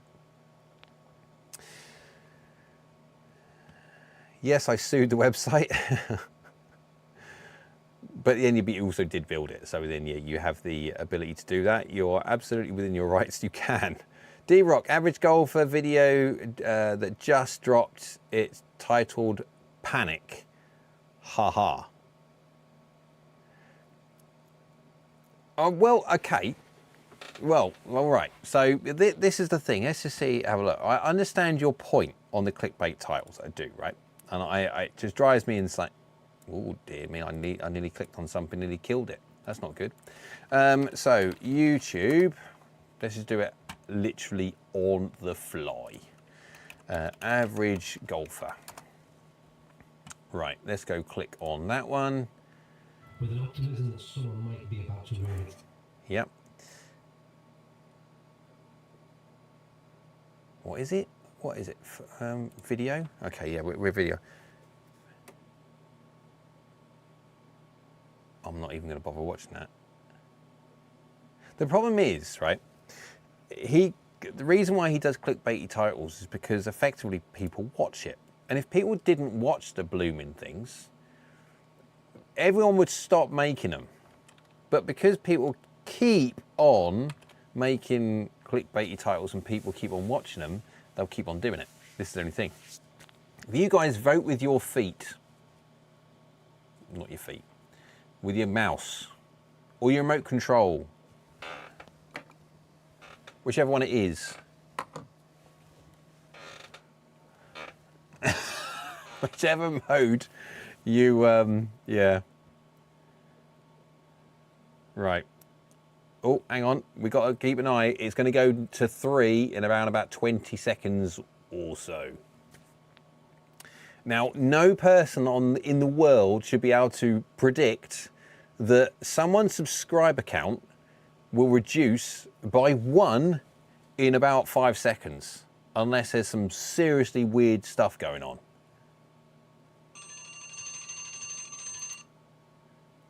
Now, how quick was I to actually doing it? And ta-da!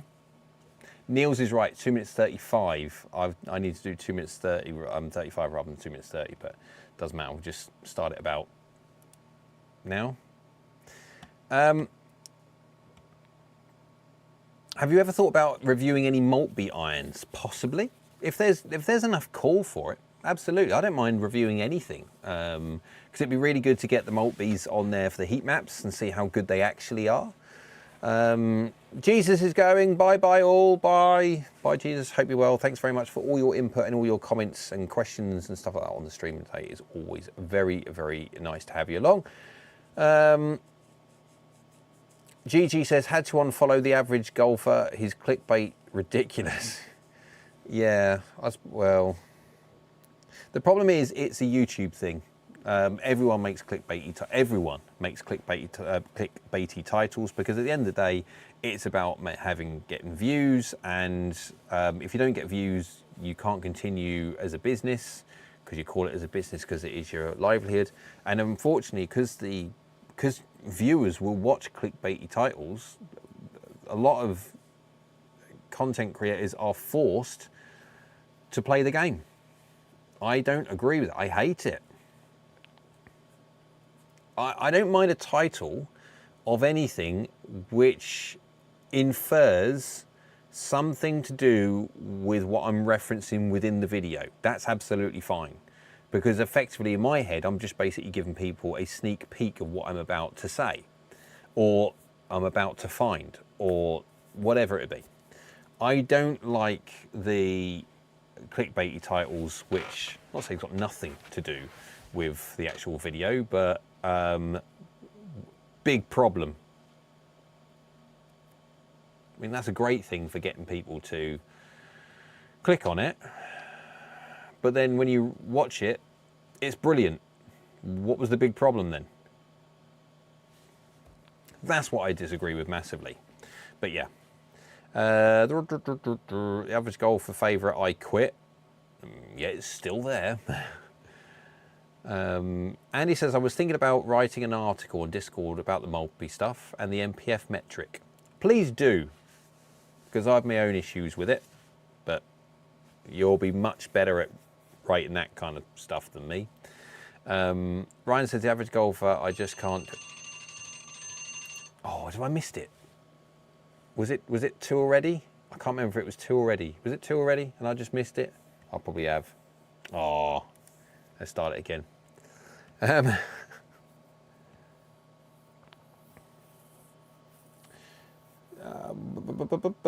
He reviewed the new lab putter on the bobliest screen I've seen. He swiftly removed my comment suggestion he should use the car park behind him.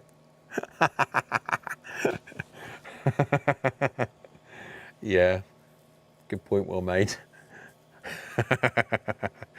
D-Rock, it's not just golf videos that do that, it's all video genres that do that, absolutely does. Jim Smith says EP performance does as detailed as this channel. Who? What? Jim, what? But please, I was like, just link, or and I don't know if you can write the link, but just write the, because I'll see if I think I know who you mean. I keep apprised of most, if not all, of the techie, data-driven reviews that are on YouTube. I don't know of anyone that goes to the down the rabbit hole level of data that this channel does, because it's just so long-winded. I have to think to myself sometimes, what am I doing this for? Really, I see other YouTube reviewers just take a new golf club on the golf course and whack it a few times and tell you if it's good or not. And that seems to work really well. I do all the testing that I do. I make my body hurt the way I do, and sometimes I think to myself, why am I doing this? But the reason why I do it is to try and give you guys the best information out there possible. I would challenge any channel to come up with the same level of data that this AskGolfNut channel does. Oh, I was a few seconds late. There you go. Dropped already. 1. But there you go. It's Kai. Also just barely getting into golf, and I need some insight on wedges. Would you recommend 2 or 3 wedges, and which degrees would you recommend? So I would always recommend, so okay, let's just go from a pitching wedge point of view. Let's just, whatever your pitching wedge is, let's just say you've got a 45-degree pitching wedge. Let's keep it really nice and easy.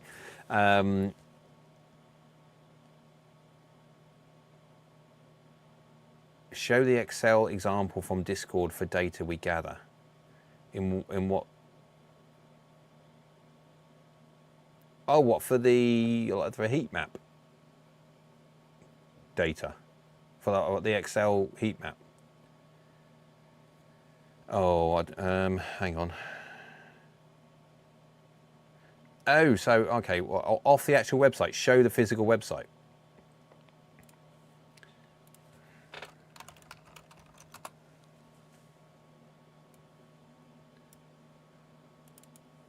So, no, go on then. This is really painful doing it from chat. Oh, Discord member section. Oh, okay, hang on a sec. I don't want to get rid of it, because if I get rid of it, that means, yeah, you don't want me getting rid of that. Discord, see if I can get Discord up, and then gold member section.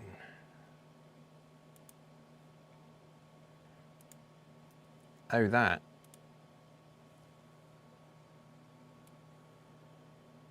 Oh, you mean that?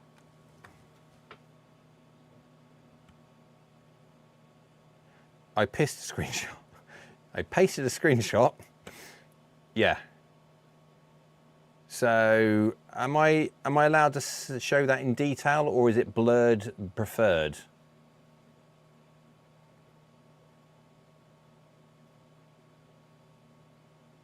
Because if not, I mean, I can make it bigger and put it on so everyone could see it.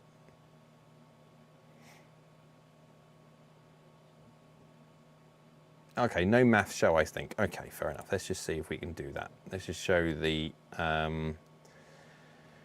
add window capture. I really should start naming these. All right. I'll stop that because that's going to start getting irritating. What do you mean start? It's already there. Right. So that is a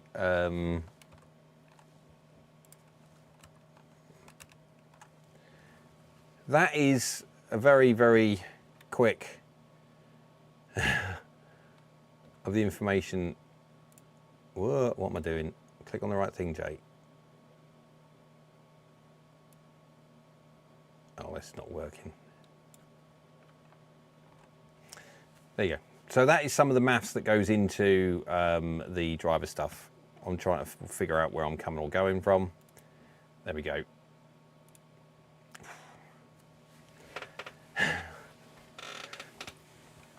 If any golf channel, any elite performance, whatever, goes into that kind of detail of finding out, so the information that we can give you guys, I'll challenge anyone on that.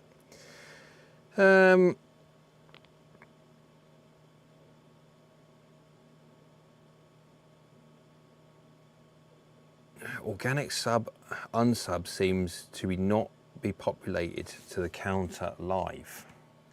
Well, yeah, I mean, I don't understand it. Because the interesting thing is, right, if you put James Robinson's in, excuse me, YouTube win pops. If you put mine in, if you put the average golfers in, if you put anyone else in, and you'll see them move around, you'll see them fluctuate. Rick's just going one way. Just weird. Very, very strange. Right.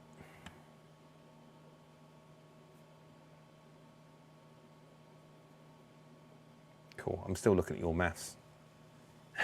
Still looking at this stuff. Right, let's get it off. It's going to absolutely nutly cook people's noodles if not. I've got to go over there. Right. Okay, guys, has anyone got anything else they want to talk about? I'm not going to be here till Rick goes into the 2,911,999. I'll be here for quite some time, if not. So, no, that nobody during R145 did a sub or unsub is very unlikely. I would assume either YouTube internal removal is done in this manner. I think something is not right. There's something very, very wrong with what's going on, and I just don't as yet know what it is. But it's a pattern. And every so often, there'll be an almighty jump or some other API-driven processes at play. Yeah, apparently this gets it straight from YouTube API, but again, who am I? I don't know. All I know is I look at other ones and it moves in the way that you'd expect it to. I look at mine and it moves in the exact way that I can see mine move. Could you show a 24-hour graph? No, unfortunately. So at one point, what did I do? That's because is it from live? Oh, yeah, it's from livecounts.io.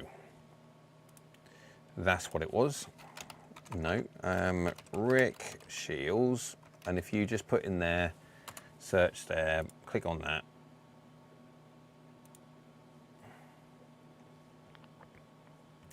And his one will be like that. And then you'll get the graph. This is where I got that graph from. So we know when I posted earlier on the, where was it? I can't remember now.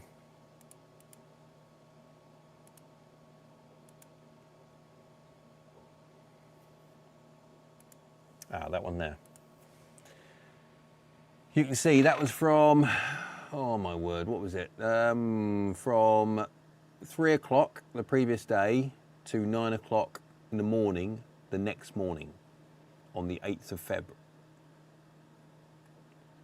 Can you see? It got down, and this what it got down to 2,910,001, and then rather than going down to effectively to 0 to then obviously going down to 09, 999, whatever, it then miraculously gained 3,330 in one go, and then started losing again on the same amount.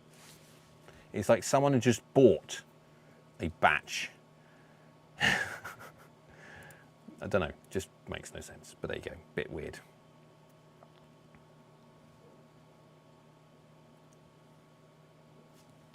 Right. Now look, there you go, the graph's starting to step and go across. There you go. Wow, that is an evenly linear decrease. Absolutely. Weird is more like it.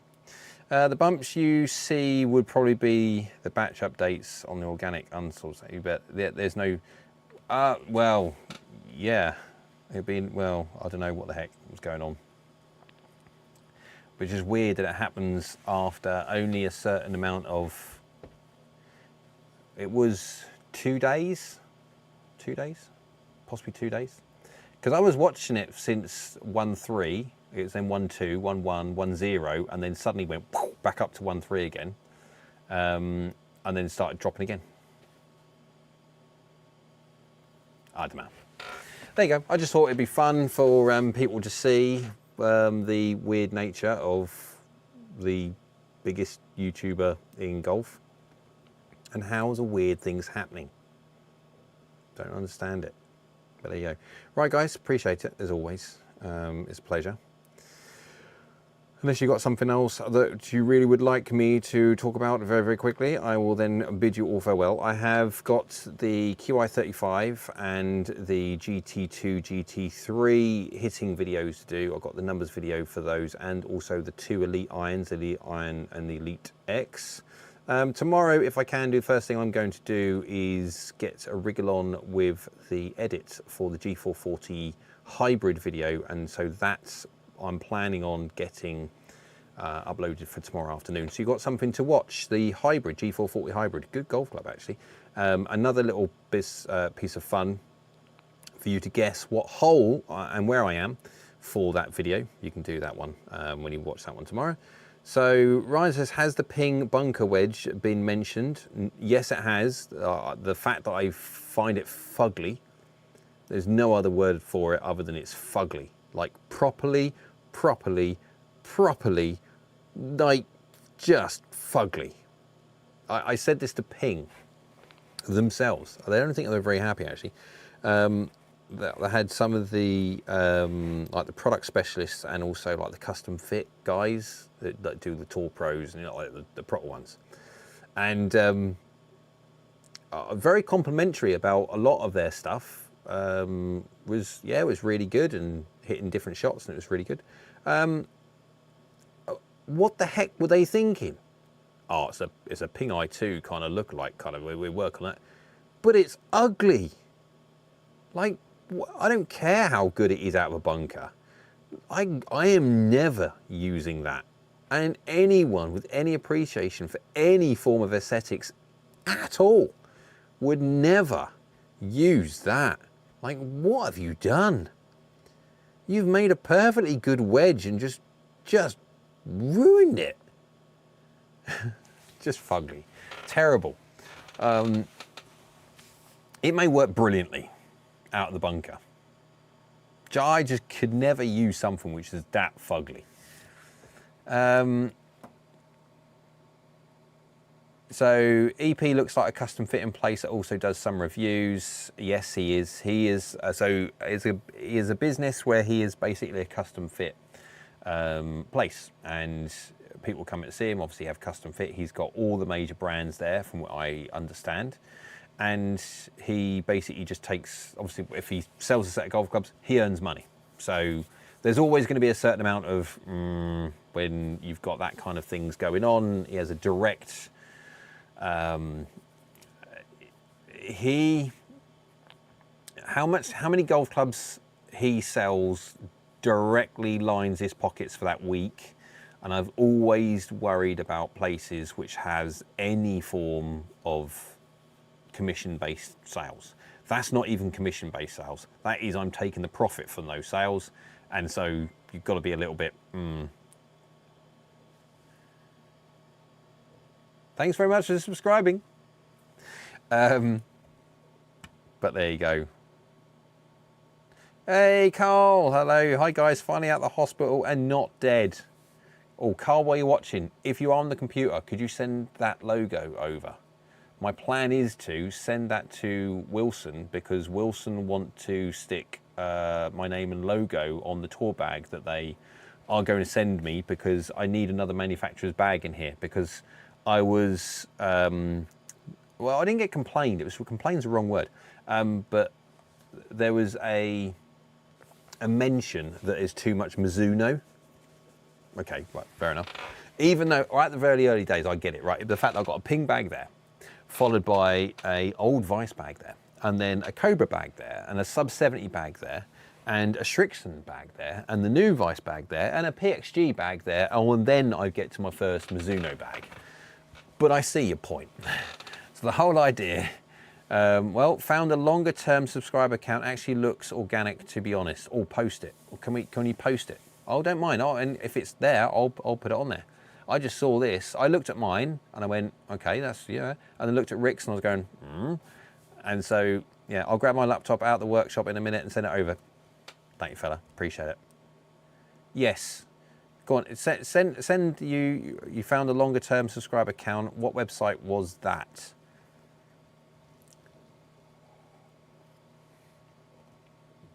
Everyone's happy for Kyle. One of the best parts about running a YouTube channel like I do is just you guys and how polite, pleasant and nice you lot are.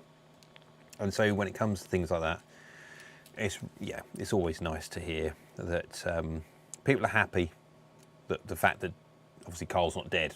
That's a really good thing to be happy about. Welcome back, Kyle. Nice to have you along.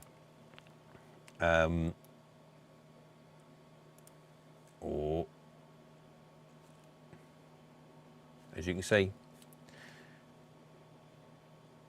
that's his views. That's subscribe.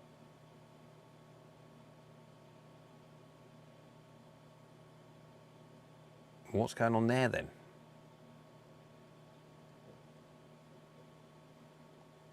But can you see this? This is the thing. Can you see what's going on here? Is that there's have we got sort of 3 months, 1 year max?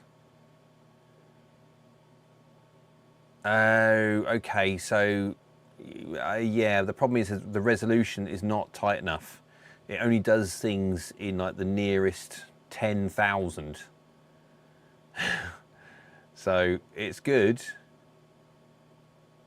but it's unfortunately we don't have enough resolution because it just says there like 28 days. You can see the live. I've signed for Live Golf. Woof. You can see there that I signed for Live Golf, as everyone just decides, vote with their feet. 20,000 went, which is not a lot.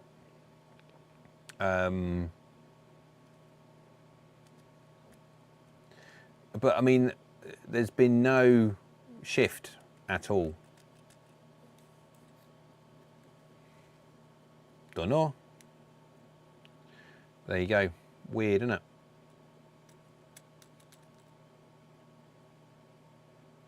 $30,000 less subs than the last 28 days. But we need a little bit more resolution to it.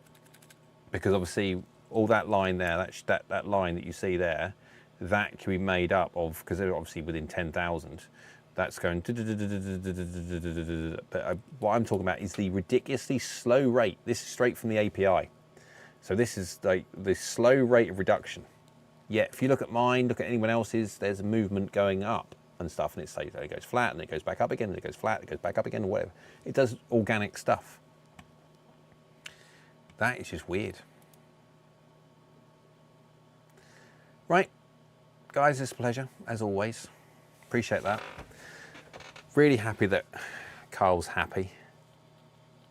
Answer, it's Kai, you missed it. Or what have I done? What have I missed? What have I missed? What have I missed? Sorry, could you go back to the wedge question before you go? Would you recommend 2 wedges or 3 wedges and degrees you recommend? Oh, right, okay, yeah, sorry. Justice for... Right. Right, without knowing what kind of ability level you have when it comes to wedges, let's just go by a standard normal wedge setup. Now, there's a push nowadays with wedges getting stronger, like see the pitching wedge side of things. The introduction of a 4 wedge setup is becoming much more mainstream. So what I mean by that is the fact that I have traditional lofted wedges or traditional lofted irons, and effectively, so my wedges, it goes 46-degree pitching wedge, 50, 54, 58. So I've got a 4 wedge setup on a traditional loft setup. Yeah. So I am quite particular about what lofts I use in my wedges. Some people don't. They'll go 46, 52, 58. So they'll have a gap like that. So which is absolutely fine if you're a 3 or a whatever. I would always suggest for a amateur golfer, let's have a look at, let's say pitching wedge goes 40, 45, 50, 55, 60. Let's just call, so 60 degrees is your most lofted wedge. Not a great fan of 60, or even 58s for a very, like a properly high handicap golfer, not very good golfer, but let's just say you've got it. I would say this, use a 50 degree, your gap wedge, like you would have your pitching wedge. Don't have it specifically bounced or ground or grinded. Whatever you normally have in your pitching wedge, have as your gap wedge. No problem there whatsoever. When it comes to your sand wedge, and then also your lob wedge, your sand wedge first, 55 degrees, let's call it 55 degrees. Get one with as much bounce as you possibly can muster. Like so much bounce on it, the most bounce ever. That's your option, that's what you have. And then when it comes to your 60, you have one with a low to medium bounce. The reason why is because when you have golfers that go on so many different types of everything, they don't just play on one set of golf courses, they're moving on different courses, even different times of the year. They'll have different bunkers with different amount of sands on and stuff like that, different amount of sands, so you dig your feet and you can see like you dig them forever and you're still going down. In other times you get into bunkers and you start moving your feet and straight away you're down to the subsurface, so it's really hard. You're going to need different wedges, different bounces for those. Now the problem is if you have a setup, particularly one way with high bounce or a low bounce, you set yourself in problems for those different things. The whole idea is to, let's just say with the really, really fluffy bunkers, you get your 55 degree wedge with loads and loads of bounce, open it really up. So you've got 70 degrees on there, loads and loads of loft, but then also even more bounce. You can get away with hitting the sand and the sole there to resist the best it can do to not dig at all. You have the same situation with one of those bunkers where you start moving your feet and straight away you're down to the subsurface. You've got no sand whatsoever. You can't really use your 55 because, well, it's got loads of bounce anyway, and if you want to add loads of loft to make it 65 whatever degrees, you'll add even more bounce. So you can't use that, but you can go get your 60, which has already got 60 degrees of loft anyway, and it's got fairly low bounce. You can do a tiny amount of opening or just leave it as it is and pick it out with that because you've got 60 degrees of loft, you've got plenty of loft on there, and you can get it out that way. It just gives you a little bit of versatility in your wedge game without you having to be versatile in your playing ability. You can just use your equipment best as possible. But again, that's if you haven't got the money to obviously have multiple sets of wedges. Most people don't. And so generally speaking, that is always the wedge setup that I suggest to do because it just makes the best use of the money spent and gives you the most versatility within your wedge game as absolutely possible. There you go, justice for Itzkai. Got it, thank you so much. Does EP, Elite Performance, do they do live streams? Don't know, do they? Ryan, also the average golfer literally uploaded a video called Panic, I know. Tam Man, it will be interesting to see how pros interact with RS versus guys they tend to like, such as Grant Horvat. Very, very good. Yeah, that's a good point. Because some people are better acting than others. Ryan, also the average golfer, I'll just, that's twice. Just, there you go. Right. Oh dear me, busy day tomorrow. Editing first, get that hybrid video done, G440 hybrid video, and then I'll see if I can get the hybrid on there, and also the fairway woods up on the website on the drivers section. We'll need to rename that to the woods section, and then we'll do that, and then also. We've got a massive update coming soon at one point for the drivers data. That will possibly mean maybe me hitting more shots. I'm not quite sure. Course Junkie, hello. Any chance you will be reviewing the new Mizuno golf balls soon? Yes, yes, yes. However, Mizuno haven't sent them to me yet. Being honest, they haven't sent them to me yet. I'm absolutely happy to test them. However, my issue is, more than anything else, they haven't sent them. So if they haven't sent them, I've asked them, I even rung them today, rung Mizuno today to ask them where my black 7-iron is, because I want to do the JPX 923 forge against the 925 forge. I want to do that video, but I want to do the 925 forge in the blackhead, just to showcase it comes in black.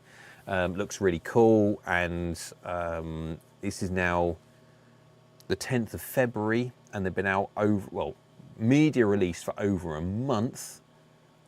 Like, Mizuno, get you in order. Like, come on.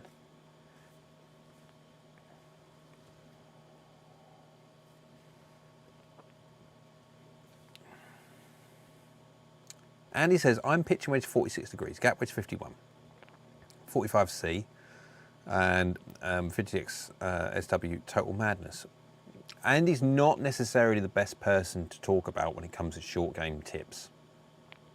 Anything that Andy's got within his short game, ignore him. Andy excels in other areas. Short game is not it. It's Kai. Pleasure meeting you guys. Hope to you guys more in the future. Thanks for the stream. Every Monday at 7 p.m. UK time. That's generally the time. Don, thank you for time. Oh, thank you very much, Don, for popping on and making sure you just add in, and the chat is always appreciated. Everybody, thank you very much for all of your chats. So down to 82. There you go on that one. It's been coming down steadily, as you can see. The graph carries on going. Sent you the draw and average PDS. Oh my word, did you really? Why, thank you very much, sir. How can I get that one? Is it via Instagram, I'm assuming?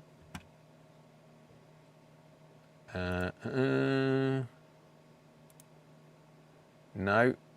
I haven't got it through yet, but it might be on its way. On Discord. Oh, wonderful. Even better. Even better. You did. I see it. I see it now.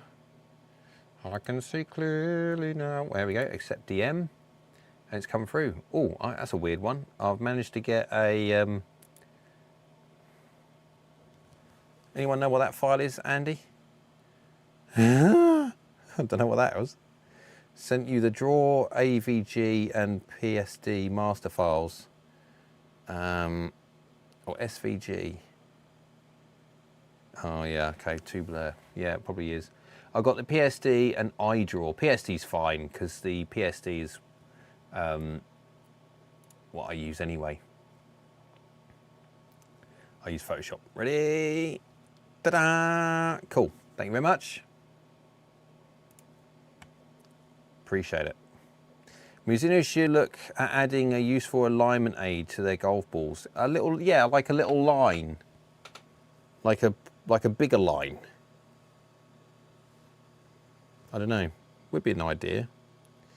Generally speaking, when I'm playing anyway, I'll put like a longer line on them. I'll just Sharpie a line. You got one of those things that you put the ball in, and you go Sharpie Tom. Just hit download. Will do. Happy days. All good fun. Right. Appreciate it as always, guys. Thank you very much for your time. Thank you very much for all your comments, chats, and everything. Todd says, thanks for all the great content. Have you a chance to hit test a T150 or T350? Yeah, bit inconsistent with T150, but love. Yeah. Oh, SVG is a scalable vector graphic. Yep. I'll just nod like I know what that is. I'll Google that later. Yeah, the existing one requires great vision, lol. Yes, yeah, it's a little bit kind of poor in it. Need a bit bigger. I'll add that to them, see what they say. Todd, unfortunately, I still can't get hold of Titleist. I have asked Titleist now, I don't know how many times, to see if they would partner with the channel and send me just their irons. They're 7 irons, that's all I care about. I don't care about them sending me the entire set. I just need the 7 irons from their set, unless they've got a specific story to tell between their sets, etc. within that range. Generally speaking, all I need is a 7 iron. Tell them triple track.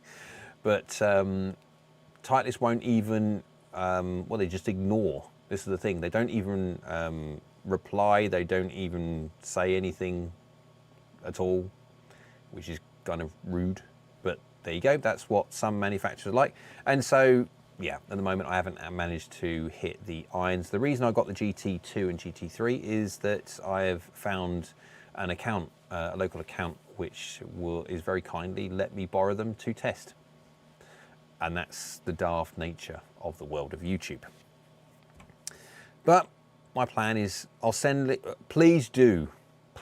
I am more than happy to put the Titleist irons through the riggers of the 3 different swing speeds, and then also the heat map data and all the advanced data that you get with the launch factors, the face spin rate, face speed, distance factors and stuff like that, and see how well they do. Can't do them though, unless I've got them. So any kind of external pressure that you guys can put on Titleist to actually get in contact would be, well, yeah, greatly appreciated. Would love to see the heat maps for those, awesome and understood. I'm not greedy, just a line that's half a dimple wide. Yeah, he's a little bit tiny, isn't it, really? I mean, I haven't seen the new ones yet, you never know. The new ones might have a much more aggressive line. Probably not, no. Vertical spin rate, horizontal curve rate.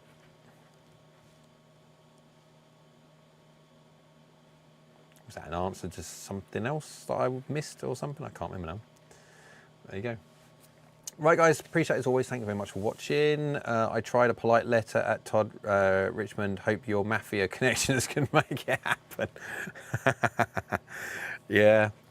How did the polite letter get on, Nils? What did you actually? Oh yeah, and it wasn't basically effectively no. As in, like, we don't respond to, or something like that. I don't know, I can't remember. Titleist kneecaps better be on notice. I always worry when a manufacturer knows what and how this channel tests golf equipment. I've always worried when I've seen certain manufacturers start becoming very resistant about sending media samples, like they don't want them tested. It's one thing having them tested on the golf course, you know, being like random shots, 3 shots into a green or whatever. And there's a different thing completely having someone test the golf club to within an inch of its life to showcase just how good or bad it actually is. And so, yeah, I've always been more impressed with the manufacturers which are absolutely more than happy to have their equipment tested, knowing full well how I test stuff, and they're really happy for me to test it. So that shows to me that there is some kind of correlation between their performance and their marketing. Chihu Audio Man, thanks Jay. Nice to have you along. As unlike Mizuno to share a new product, well, they just haven't as yet sent me the ball or the black iron, which is a bit of a pain. But it's Mizuno. Mizuno, unfortunately, shoot themselves in the foot. I look how many JPX 925 forged reviews there are on the internet. Not many. How many Pro S3 videos are on the internet? Not many. Why? Because from my understanding, I could be wrong, but my understanding is that they didn't get the media samples out on time. So most of the people, in the UK at least, got the media samples after it's been released. Now, the only reason I got them early was because I pestered.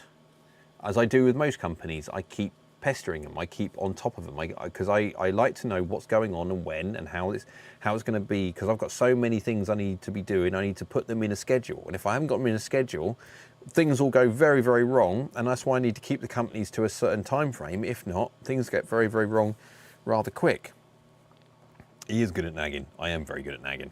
The left rough. I know you say you aren't shaft sensitive, but what shafts do you play in your game of irons? Your tempo seems quick. I'm guessing Project X. Actually, if you look at my tempo is 4, of between 1 and 9.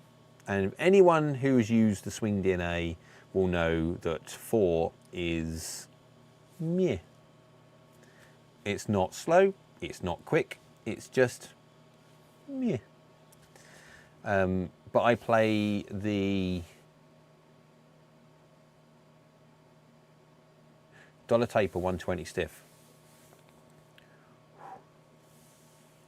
9 is Zorro. Kyle said, I wish they hadn't released the black 925 No, I'm going to buy the Max My Profile. Yes. Well, wait until you see them on the channel first, bud, and then you'll be able to make a decision if you want them or not. But no, the left thrust, I am not shaft sensitive, so that's probably quite like it. I'm probably a 2. Only on the basis of the fact that your golf club has so long to accelerate. But there you go. Right. Anyone else got anything else? If not, I will disappear. And Rick has gone down again, the consistent drop. Every 2 minutes and 30 seconds, he's reducing 1 subscriber in an alarmingly weird, random rate. Just doesn't stop.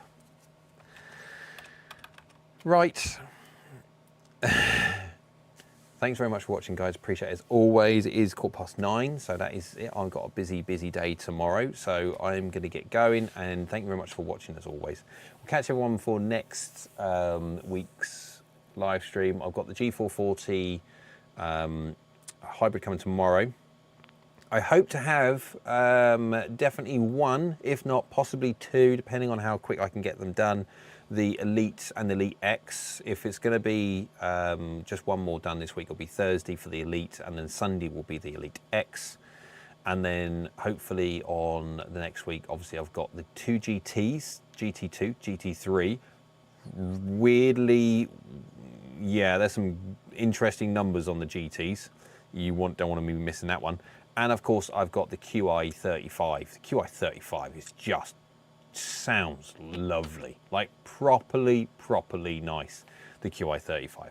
So that's coming next week as well. And then, well, the GT2 and the GT WTF, yeah, it's possibly more like that one. The GT WTF, aka GT3, is extremely sensitive to high strikes. I've got the data. I'm not quite sure exactly how that data can be utilized to show what's going on. I need to work out a way that how it can be seen as to how sensitive it's really sensitive. Like, I can remember I hit 1, it was not massively high on the face. Delivery was really good. I can't remember what it was now. I want to say something because I've got the information somewhere as well. Where have I got it? There, hang on.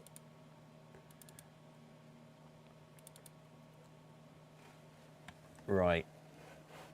Now, where is that number? There it is, right. So,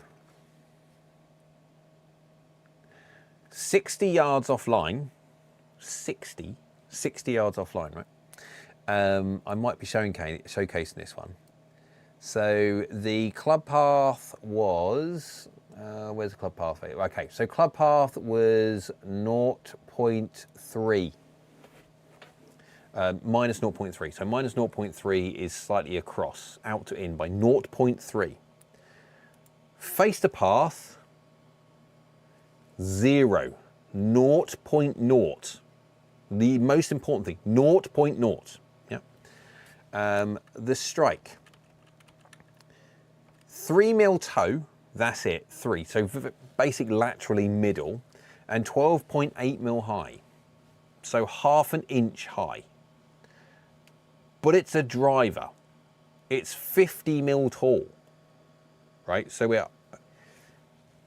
it had a tilt axis of 48.6 degrees and a spin rate, the grand total of spin rate, of 1139. Bye. So it's a really interesting golf club. You can understand now, absolutely, when you see my strike point on it, when you see the fast swing speed, it is distinctly lower on all the other. So the other two data sets, the strikes in and around the middle, and on the GT3, the faster swing speed, it's middle, but it's low. Because I'm trying to keep it on the planet. And I'm doing this, I didn't really sort of pay too much attention to it. I was naturally gravitating low to try and keep it like the spin rate slightly higher to control tilt axis. And as soon as you go slightly higher in the face, and you get that vertical gearing, any form of vertical gearing when it starts to rip and spin down, and that tilt axis, that golf ball goes bye-bye. Wow. High Card Draw says, I've been seeing similar results with the TSR, barely open. Yeah, she's gone. TSR2 and GT2 aren't that much dissimilar. Neil says, could it be that the algorithm in GT quad is not robust for such low spin numbers? So what it will do, quad will read all the information correctly. What it won't do is it over exaggerates the carry. So the chances are that wouldn't be 60 yards left because it wouldn't have actually gone that far in real life, because Foresight likes this, yeah, when you get a low spin number. What is right though is the tilt axis. That ball is measured. That ball, that whole idea, that thing is tilting that way, that is measured. And so absolutely that flipping thing is gone. Yeah, it's a direct read of tilt axis. It is like hilarious. It's like, wow. The algorithm will make it fly further. Absolutely will do. But what you can't get past the tilt axis. That's physically read by quad, and it's like, oh my God.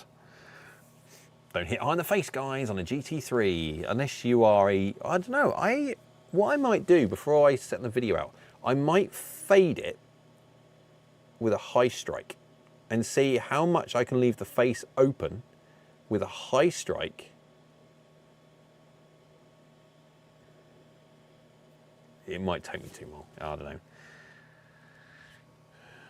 Oh yeah, I've got to go. Yeah, because I can't do that, because if not, I'm going to be here till 10 o'clock. That's not going to happen again. We're not doing that again. Right, guys, thank you very much for watching. Appreciate it as always. Got loads and loads of videos coming in the future. Obviously, got the GTs. I've got the QI35s. Got the LS We've got the other ones coming after that one, though. I've got the Elite Irons. Haven't got the Woods yet. I'm not... Up to you guys. Do you want me to do the Woods? Stick it in comments and stuff like that if you want me to do the Elite Woods. I'm getting various amounts of this, that. I mean, some people actually... I'm hearing not me really care too much about the modern day Elite driver release, which is really interesting to hear. But I'm quite happy to do that if I can for you. And then when it comes to the irons, I have got, say, the Elite irons coming very, very soon. I mean, doing the reviews right here today already.